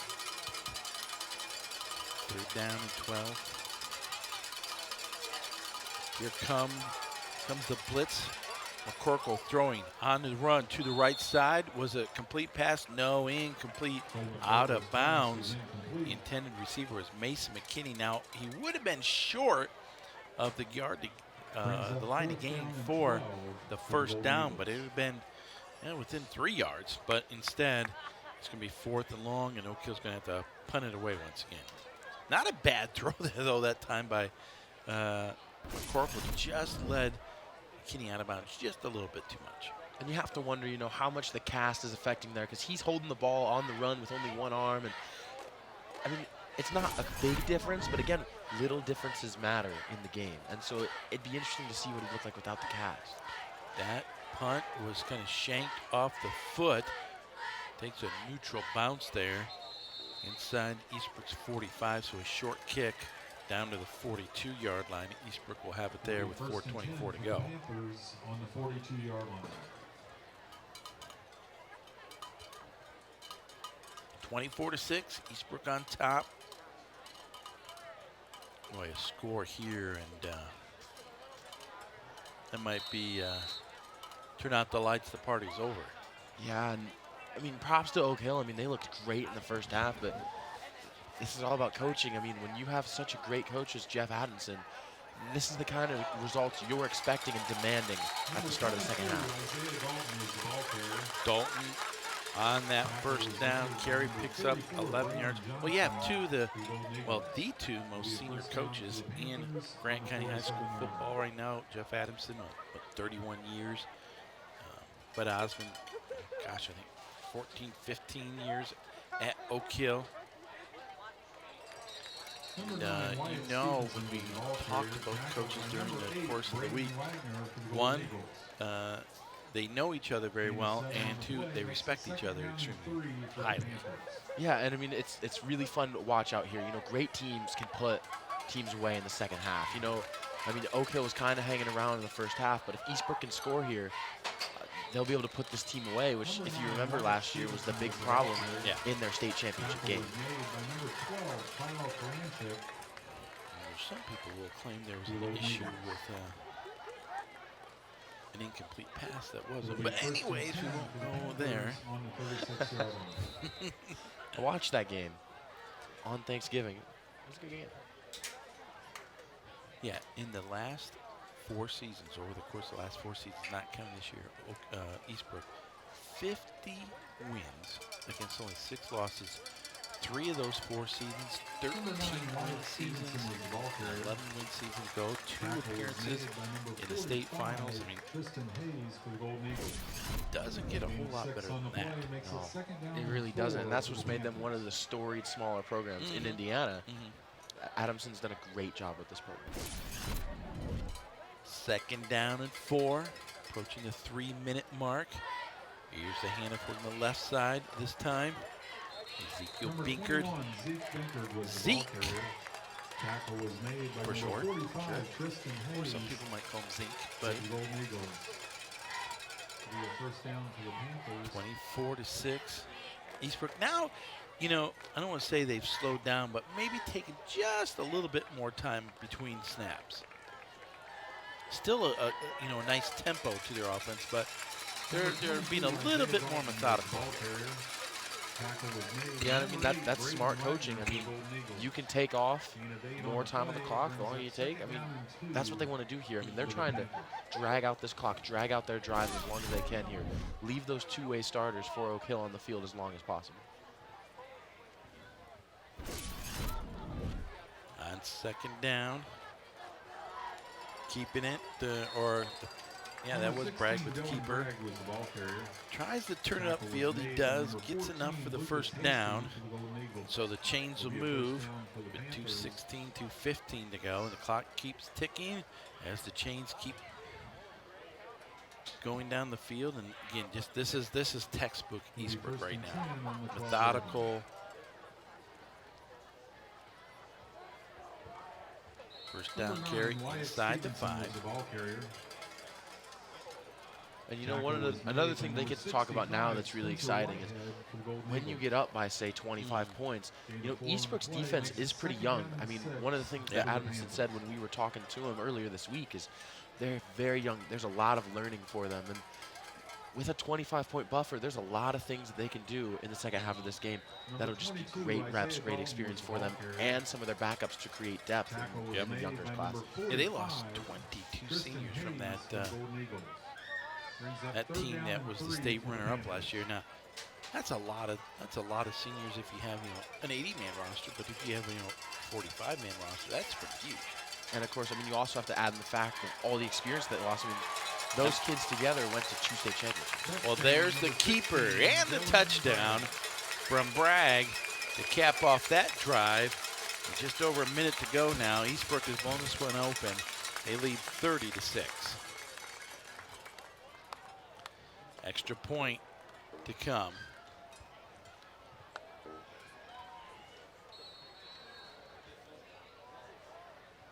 Lucas Schultz.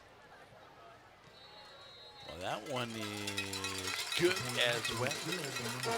So now, as we take a look at the replay, watch Bragg with the keeper there. Just a great read. Absolutely. Like I said, I've loved watching him run all day, and he's such a big presence in their offense as a runner that it's great how much he can open up their offense. I mean, they're handing the ball off to 6 different guys, and they can hand off to any of those 6 guys on any play. So, I mean, it's not only that the handoff could go to any number of backs, then you have the quarterback who's the other back who could keep it and run it. It requires the defense to be almost perfect in terms of their discipline and their assignments, and that's hard for a defense to do for a full 48 minutes of football. Absolutely. I mean, discipline is such a hard thing to instill in your team, and for long quarters with 2-way starters, I mean, it can be even more difficult. I mean, those guys out there, I mean, that was a 9-play drive, followed by Oak Hill had a 4-play drive and a 7-play drive earlier in this half. So, I mean, this is where the cracks will start to show up and separate good from great teams. So, Schultz to kick this one off for Eastbrook.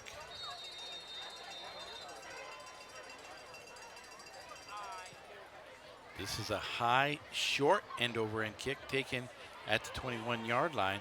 Oh, and a big hit down there at the 28-yard line on the return. For the return, on the return for Oak Hill, it was Ryan Fernandez, but he was taken down rather rudely, I would say, inside the 30. I mean, it's all about continuing to put your foot on the gas, step on the throat. Let's check in with Noah Rumsey. Thanks, guys. We have an update, a little bit of an update on the injury with Kean Height, number 31. He was rolling it out earlier. He's been walking around now. He's looking like he might get back in the game soon, but that's still tentative. But he has been encouraging some people on the sideline. He's been a really good leader in that aspect, just getting everybody hyped on the sideline, trying to keep him in the game. Thanks, guys, and we'll bring it back to Roger. That pass intended from Mason McKinney is completed. Second down and 10. That's good news to hear about Kean. Even if he doesn't come back in this game, that he's kind of up and moving around and hopefully nothing too serious.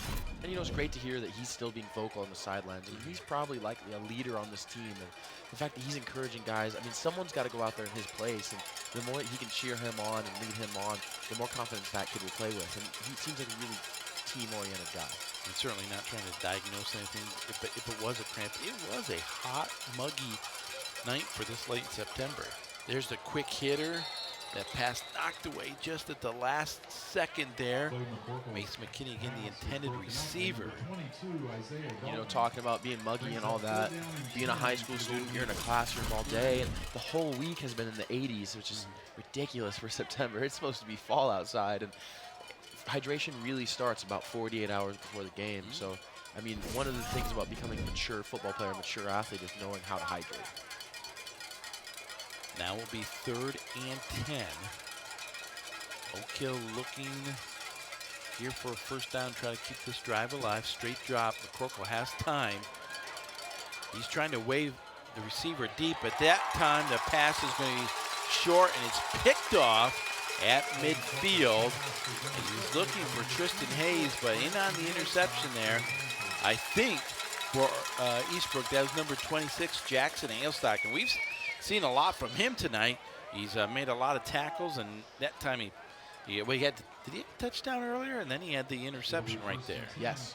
So he had the touchdown earlier in the game on a nice pass. Their little triple option play action in the east end zone. Yes. Opposite the east end zone, the end zone opposite of the sunset. Yes, that's how I remember it.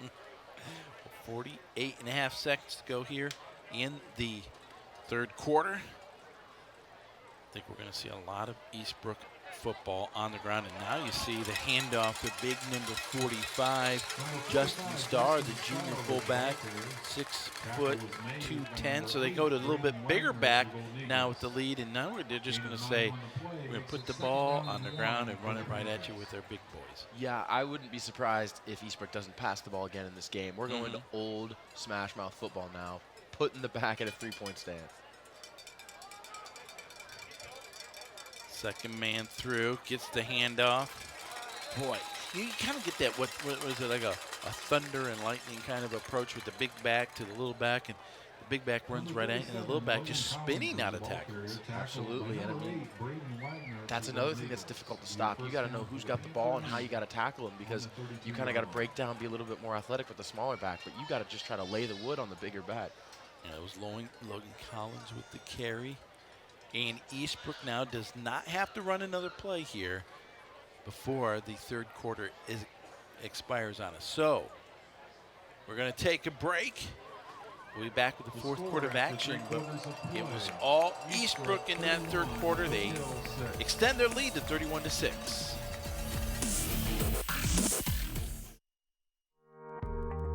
Do I really want to step into something that's not safe? Do I really want to do something that's uncertain? The world is desperate for nurses who want to positively impact the world for Christ. The biggest communication problem is that we do not listen to understand, we listen to respond.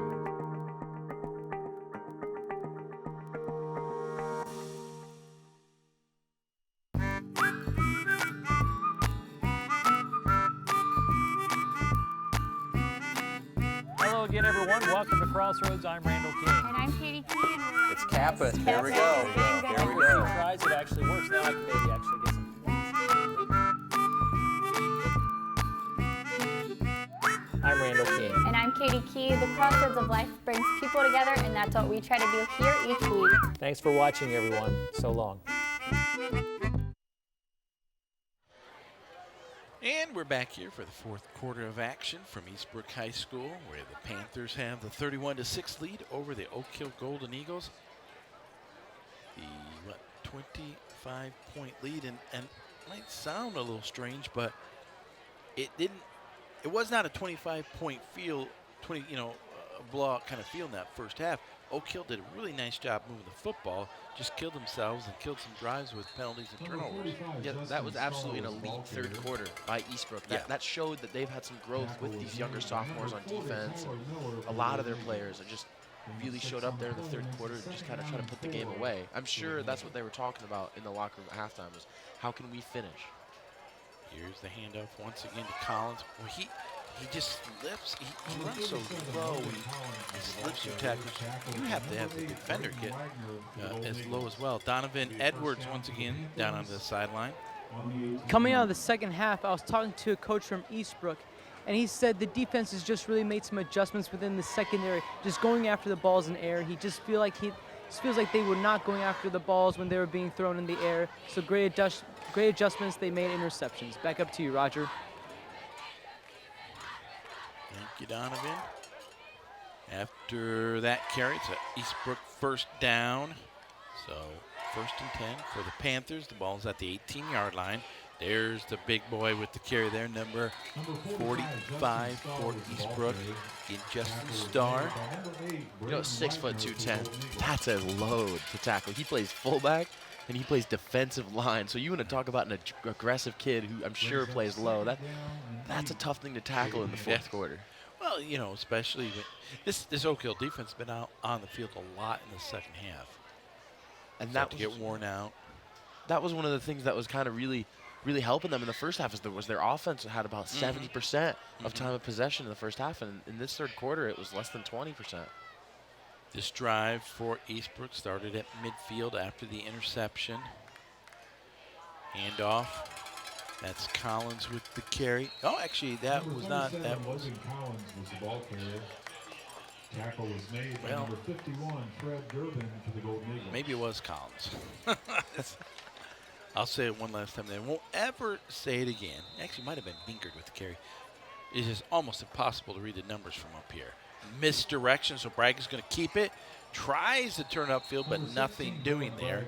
And you know, he does a good job to get it back to the line of scrimmage.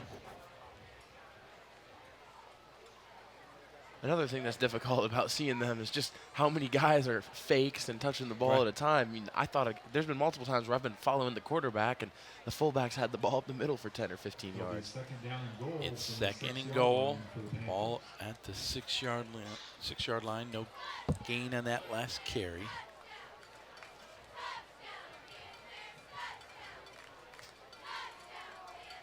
Bragg now. Here's Collins. Fights his way for a gain of about 3 yards there. Well, let's call it a 3-yard gain as he gets down almost to the 3-yard line. 3rd and 3, 4-down territory, you got to believe. Here is the handoff, turn up field, short of the goal line on the carry that time. Starr came up just shy, so it'll be 4th and goal from about the 1-foot line. Well, let's call it the 2-foot line. Give it back to Starr one more time. That was the 10th straight rush, and here's the 11th for him. And into the end zone for the touchdown. Justin Starr caps off this drive, a 50-yard drive, another Eastbrook touchdown, and now it's a 37-6 ball game with the extra point to come. So, Roger, I'm not sure that I know this rule correctly, but recently in the IHSA, they're starting to do a mercy clock. Do you know when that starts? I think you have to be up by 35 points. Okay. Schultz with the extra point, knocks it through, and make it a 38-6 ball game. That's 31 consecutive points here now from Eastbrook. At one point, this was a 7-6 ball game, but Justin Starr getting kind of the bulk of the carries that time in that drive, the junior getting some minutes.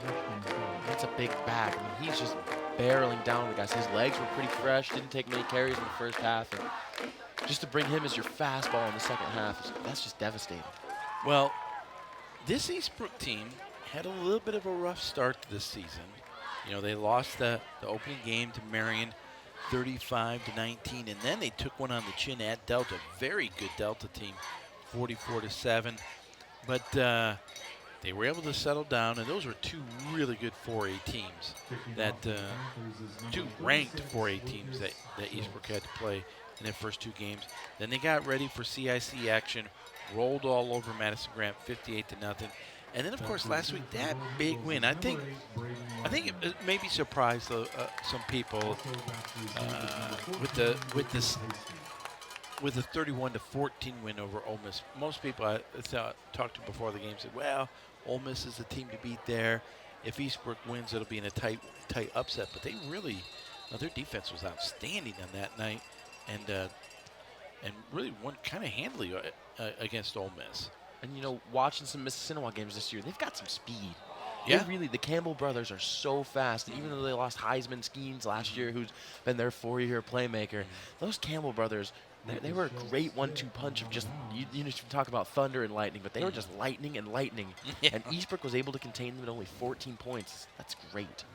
Well, that kick, again, goes out of bounds. If there's one negative to the game tonight for Eastbrook, is that's I think the 3rd time the kickoff has gone out of bounds and given Oak Hill the football all the way out at the 35-yard line. I feel like a coach will be able to sleep pretty well at night if that's the only problem he's got. Do coaches ever sleep well at night? I don't know. We do not see Kean Height back into the game here for Oak Hill. Oh, a nice reverse here. Fernandez working the right side, turns it upfield, stays on his feet, and dives forward for the first down across midfield. That's a really nice run that time. Actually, that was Mason McKinney on the carry there for Oak Hill. Was it McKinney? Let's check in with Noah. Thanks, guys. Just another update on Kean Height. He is back in number 31. He's playing at the slot position, extra tight end right now. Thanks, guys, and we'll go back to Roger right now. All right. Well, that is news up here. High snap, pulled down by one hand by McCorkle, going down that seam. Incomplete, and then indeed that was Kean Height, is intended receiver. He looks all right walking back. I'm no doctor, but he looks pretty good in his stride there, and it's good to see him back in the game. Do you play one on TV? I don't. I don't play much on TV. What did you remember that commercial? I'm not a doctor, but I play one on TV. Maybe that was before your time. I think that's a lot before my time, As if that Roger. all of a sudden made that man's advice more valuable.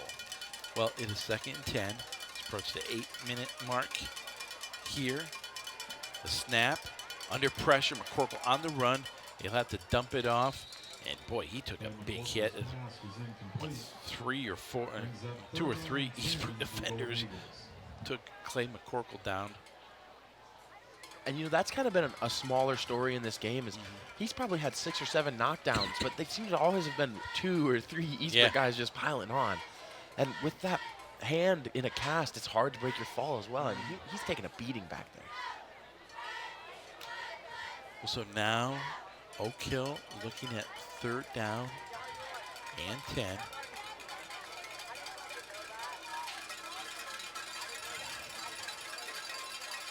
Corporal waiting for the snap. Oh, it's really high, and I think we have a false start.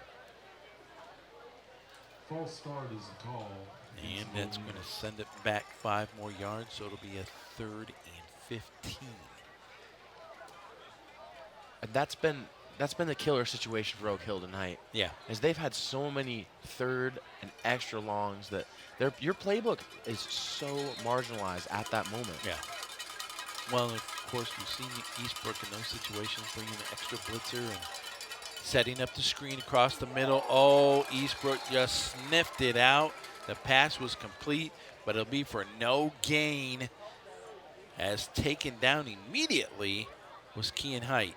And that's a fantastic play by Clayton Kitts out there. Yeah. He was one of the D linemen that once he saw he had a free release, he kind of stepped back and helped make the play on that screen. Having D linemen that are smart enough to have a nose for the football on screens can be devastating to your 3rd and extra long moments. Well, now, as we take a look at that replay, Eastbrook all over that screen pass attempt. It's 4th and 15. You mentioned, I think, earlier, a quarterback maybe with a quick kick. We'll see if Oak Hill does indeed actually go for it here. Now there's a penalty flag as they took too much time, and you're going to get a delay of game penalty here. Delay of game is the call. And now Oak Hill, for sure, I think is going to have to kick it away. Well, we'll see. You know, what's the difference between 4th and 15 and 4th and 20, honestly?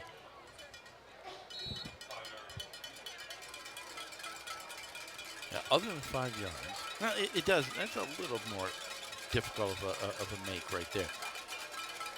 McCorkle going deep, looking for Tristan Hayes. Incomplete pass at the 35-yard line. And McCorkle showed a little bit of an arm there as he tossed that one all the way from the 25 down inside the 40 to 35-yard line. Actually, I thought Hayes maybe started slowing up because I'm not sure he thought McCorkle could throw it that far. And, you know, he threw that from one hash to the other. I mean, that's a far throw. Well, with the incomplete pass, though, Oak Hill will turn it over on downs back to Eastbrook. And with 7:03 to go and the 38-6 lead, I think you called it, Luke, not too long ago. I don't think we're going to see another ball in the air from Eastbrook here for the rest of the ball game. I mean, why would you when how they're running the ball so far tonight? Here is the handoff. Now in Star with the carry. Gain of 6 yards and first down. Gets it all the way down, almost to the 30-yard line. We'll call it 2nd and 4. There's Braden Johnson in on the tackle that time for Oak Hill. And now you look over that Oak Hill defensive side. You see some guys with their hands on their hips, breathing pretty hard. They've been out on the field a lot this second half. And especially those guys who play offense as well. I know 71 plays tackle and D-tackle for them. And I mean, he's just been taking a beating up front on both sides of the ball. Well, a break right there for the Panthers as that ball, a rare miscue here for Eastbrook, was on the turf, bouncing around, but somehow they come back away with it. And for Eastbrook, that was Logan Collins who was able to cover that one up, and be a loss of 3 yards. Well, actually, almost a loss of 4 yards. It'll be third down and 9. I still don't think they throw the football here, though. 5:33 to go. Handoff, right side. Collins hit hard. He's taken down at the 32-yard line, down at the bottom of the pile there for Oak Hill. Spencer Whitehead. Good job of team tackling right there, though, by that Oak Hill defense. Yeah, and you know, you got to give them credit. I mean, they're still having 3 or 4 guys in on tackles out there. They're still trying to fly around the field and make plays. So now it's 4th and 6 for Eastbrook. Quick substitution for Oak Hills. Colin Wisham checks in for the Eagles. Here's the handoff, hit in the backfield and down for no gain. That was Logan Collins with the carry, but Oak Hill defense, they stand up that time and get the stop and turn it back over to their offense. Golden Eagles will take over on downs, 1st and 10 on the 31-yard line. You know, there's only been one punt in the second half. It was Oak Hill's second drive. They had a 3 and out. But ever since then, teams have been really trying to get the 4th down conversions. That was Big Ben Alford, the senior for Oak Hill, came in there and made the stop. And I think what you said a few minutes ago, the Oak Hill side that's on defense, I think the effort has certainly been there, but they've been in some bad field position. And then a couple big plays. There is Blake Fox on the first down carry. Tackle was made by number 8. When they got behind and had to throw the ball, and Oak Hill did. And that took Blake Fox, I think, a little bit out of their offense, but he was running the ball very effectively in the first half. Yeah, I mean, he'll end the game with triple-digit rushing yards, and he'll probably have 20, 25 touches. But one of the big problems there is they had to go away from him because they were getting in third and extra long, and they were getting into some really, really tough situations with penalties. 2nd down and 3, approaching the 4-minute mark.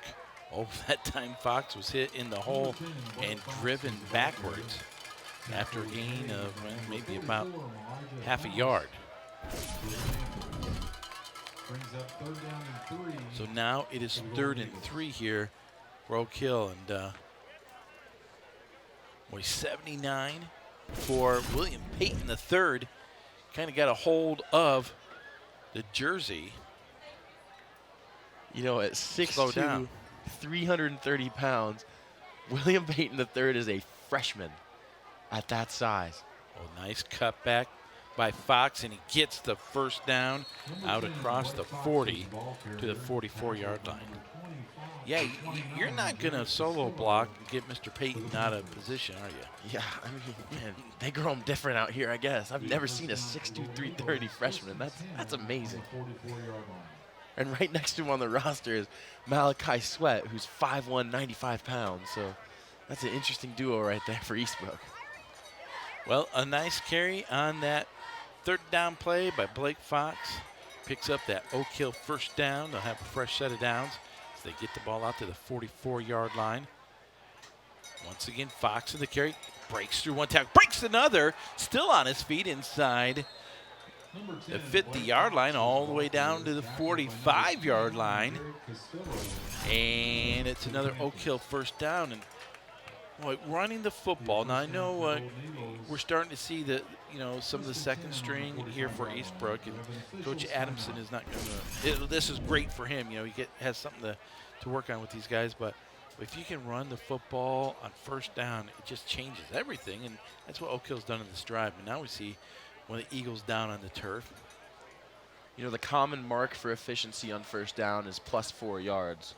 So teams are looking to get in 2nd and 6 or less, and when you're able to run the ball for 5, 6, 7, 8 yards a carry, like, it's opening up your playbook for everything when you get into 2nd and 2 and 3rd and 2. So this is great. And then, as you were saying, for Coach Adamson, I mean, this is great for him.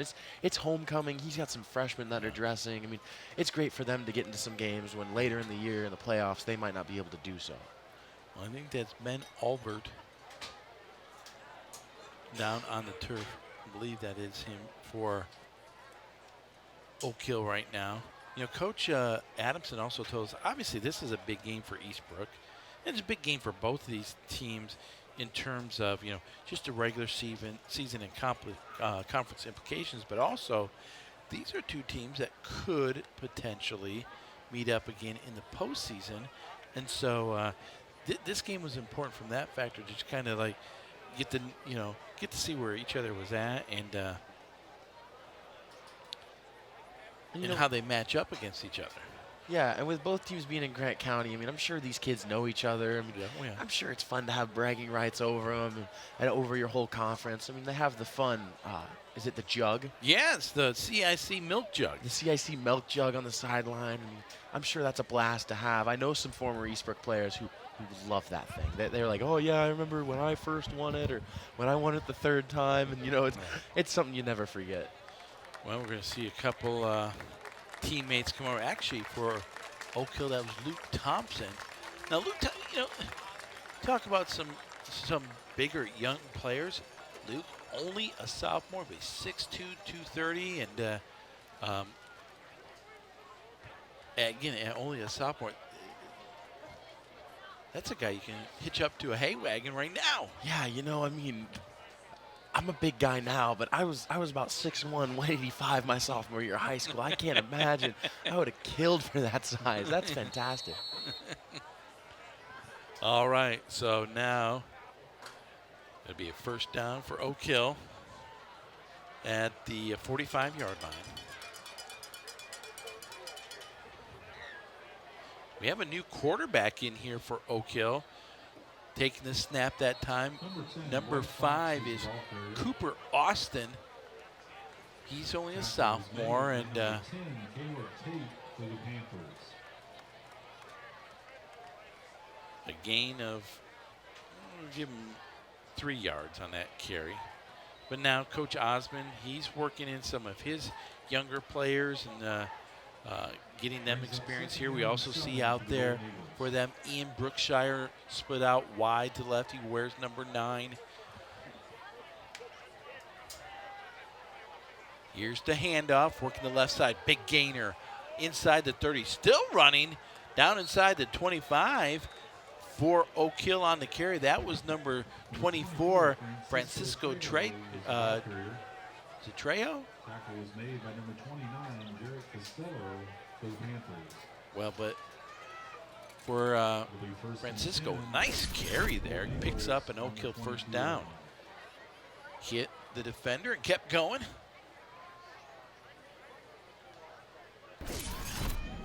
You know, and Luke, you know that I don't care who you are, if you have been waiting for your chance to play, here's another big gainer inside the 10 to 5, and did he get in the end zone? Wait for this call that he's in. It is a touchdown. I was waiting for the official, but for number 24, Francisco Trejo, it is an Oak Hill touchdown. But for these guys, they don't care what the score is. They've been biding their time. They get a chance to get in their play. They're gonna take every advantage of it. Yeah, I mean, when you're maybe fighting for a roster spot on the team, you know, in the starting lineup, I mean, this is the time where you got to capitalize. Even when you're down, you still got to run hard. You still got to set a precedent that we're not going to give up. Sevier in for the extra point. This time the snap is down. The kick, he drives it through. Good-looking kick on the extra point. You know, we've got 2 pretty good high school kickers here, and then we take a look at the replay. 38, Oak Hill 13. A touchdown there for Oak Hill makes this a 38-13 football game with a minute 35 to go. That's a great call by Coach Osmond there. You know, keep the ball on the ground with him. I mean, he was running really hard there, and it's good to see, you know, some of your younger guys get a score. Well, certainly a bright spot for this Oak Hill team to take away from this football game and get ready for next week. And, you know, that's the key, I think, in any sport, but in football in particular, you know, you only have 9 regular season games in the high school and in the tournament game. You cannot dwell too long on one win or one loss. You just got to get ready for the next week. And especially in high school, have fun in preparation for that next week and enjoy the time with your teammates because, boy, it goes by fast. Absolutely. And one of the best things about Indiana football, in my opinion, you know, is everyone makes the playoffs, you know. Yeah. So even though Oak Hill had a rough time today, I mean, this loss isn't going to end their season or anything like that. So, I mean, they can still bounce back and, I mean, make a run in the playoffs. I know there have been teams before that when I played that were 0-9 going in and won the sectional. So, I mean, anything can happen in the playoffs. Well, Sevier in to kick this one away for Oak Hill. Minute 35 to go. A high end-over-end kick that's going to go out of bounds inside the 20 at the 15-yard line. So it'll be brought out here to the Eastbrook 35. Well, hey, Luke, a minute 35 to go. We've had a fun game here to watch. Two well-coached teams, a lot of good kids on both sides, and most of all, been fun having you up here in the booth, big boy. I agree with you, Roger. You know, having a bye week for Indiana Wesleyan is, you know, giving me this chance to be out here. Normally at this time, I would probably be asleep and getting ready for the game the next day. So it's been a treat. Our next broadcast of football here in WIW will be a week from tomorrow as the Wildcats of Indiana Wesleyan host the Tigers of Olivet Nazarene. I will not be at the game. Luke, I will be at. Well, hey, did you know that Wildcats can swim? Yes. They can swim, and the Lady Wildcats, the swim team, has a meet a week for that weekend down in Kentucky. So. Well, I won't take it personal, Roger. I promise. It'll be all right. But you know what? What a game the Wildcats had at Olivet last year. Yes. Went into Kankakee, Illinois, and beat the Tigers on their home field at their homecoming. And I think shocked everybody in attendance that day. And so the Tigers are not going to be overlooking the Wildcats this time around. Oh, no, and it being a night game, you know, it's going to be really exciting to start. Play under the lights. It'll be the first night game in IWU football history, and everyone's just riled up to play. Should be a great one. Well, one more snap here, and that'll do it. Eastbrook now with the victory, 25 seconds away, but will now go to 3-2 overall. Oak Hill drops to 1-4, but another big win in the CIC for Eastbrook. And so, the win is big, but now they stay undefeated in CIC play, and that's even bigger.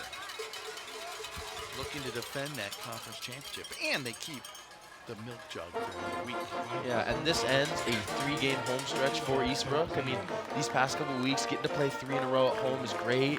You get to establish a routine for later in the season when the playoffs make things a little bit different, but they're going to go on the road for the next 2 games, and then they're back home for the next 2 after that. So they have a really nice schedule this year. They played Marion and Delta on the road, which Marion's not a drive, but Delta can be a little bit. So, I mean, they're poised and refreshed right now after a win like this to make a nice run this year. And I know Oak Hill's not going to be happy with the loss here, but we saw some good things from this Oak Hill team. They've got some weapons, but they are an incredibly young team. If they can eliminate some of the penalties and the negative plays that led to them in some difficult situations where they end up turning the football over, they're going to win some more football games this year. I like what McCorkle can do at quarterback. They got a good tailback in Fox. Kean Height out there is an excellent receiver. I mean, they got some guys. They got some weapons. They can beat some teams when they execute and when they play a clean football game. And, on Monday when they watch the film, I mean, you got to hope they're going to be able to see that. I'm sure the coaches can, he'll probably show some of the film from the first quarter and be like, if we can play like this for 4 quarters, we could be beating the Eastbrooks of 2A. We could be beating some of the better teams in the area. And that should give us some hope walking into the second half of the season. But that's the key. Again, we talked about the outset of the broadcast tonight. We talk about it, here at the end. Eastbrook is a program that year in, year out does things the right way in terms of consistency, in terms of discipline, in terms of execution.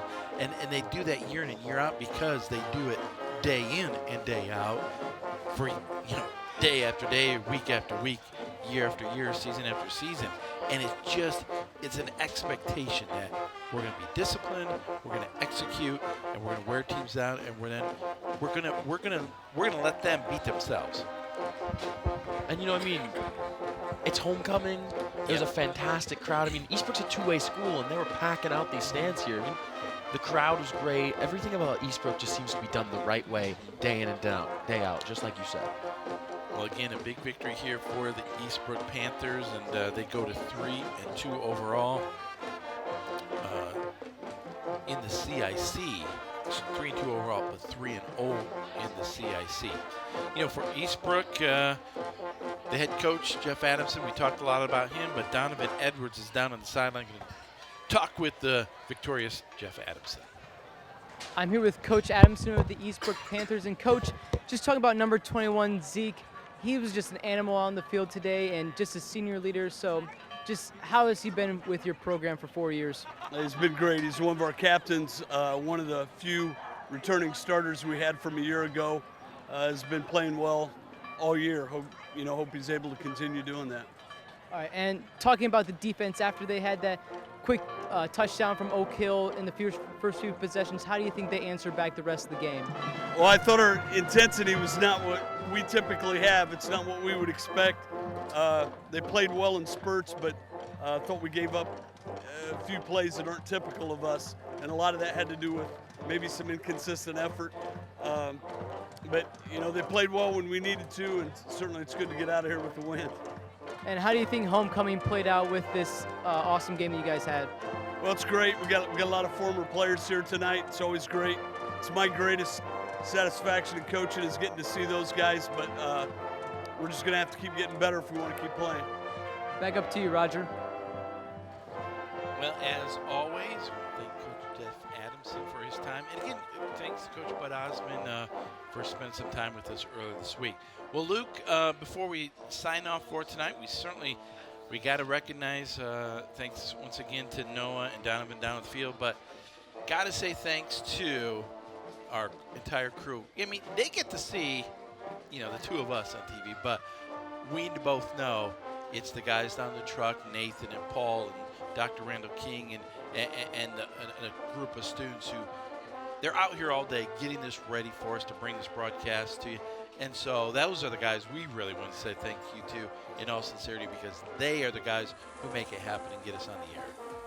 Absolutely, and it's just a great experience to get to be a part of as a student here. I mean, the experience is invaluable, and it's really enjoyable to be able to get to be on camera with you, Roger. Well, as always, thanks to all of you for watching. Congratulations once again to Eastbrook Panthers on the win tonight. For Luke Watson, I'm Roger Alcock. We say thank you, and we'll see you next time at WS.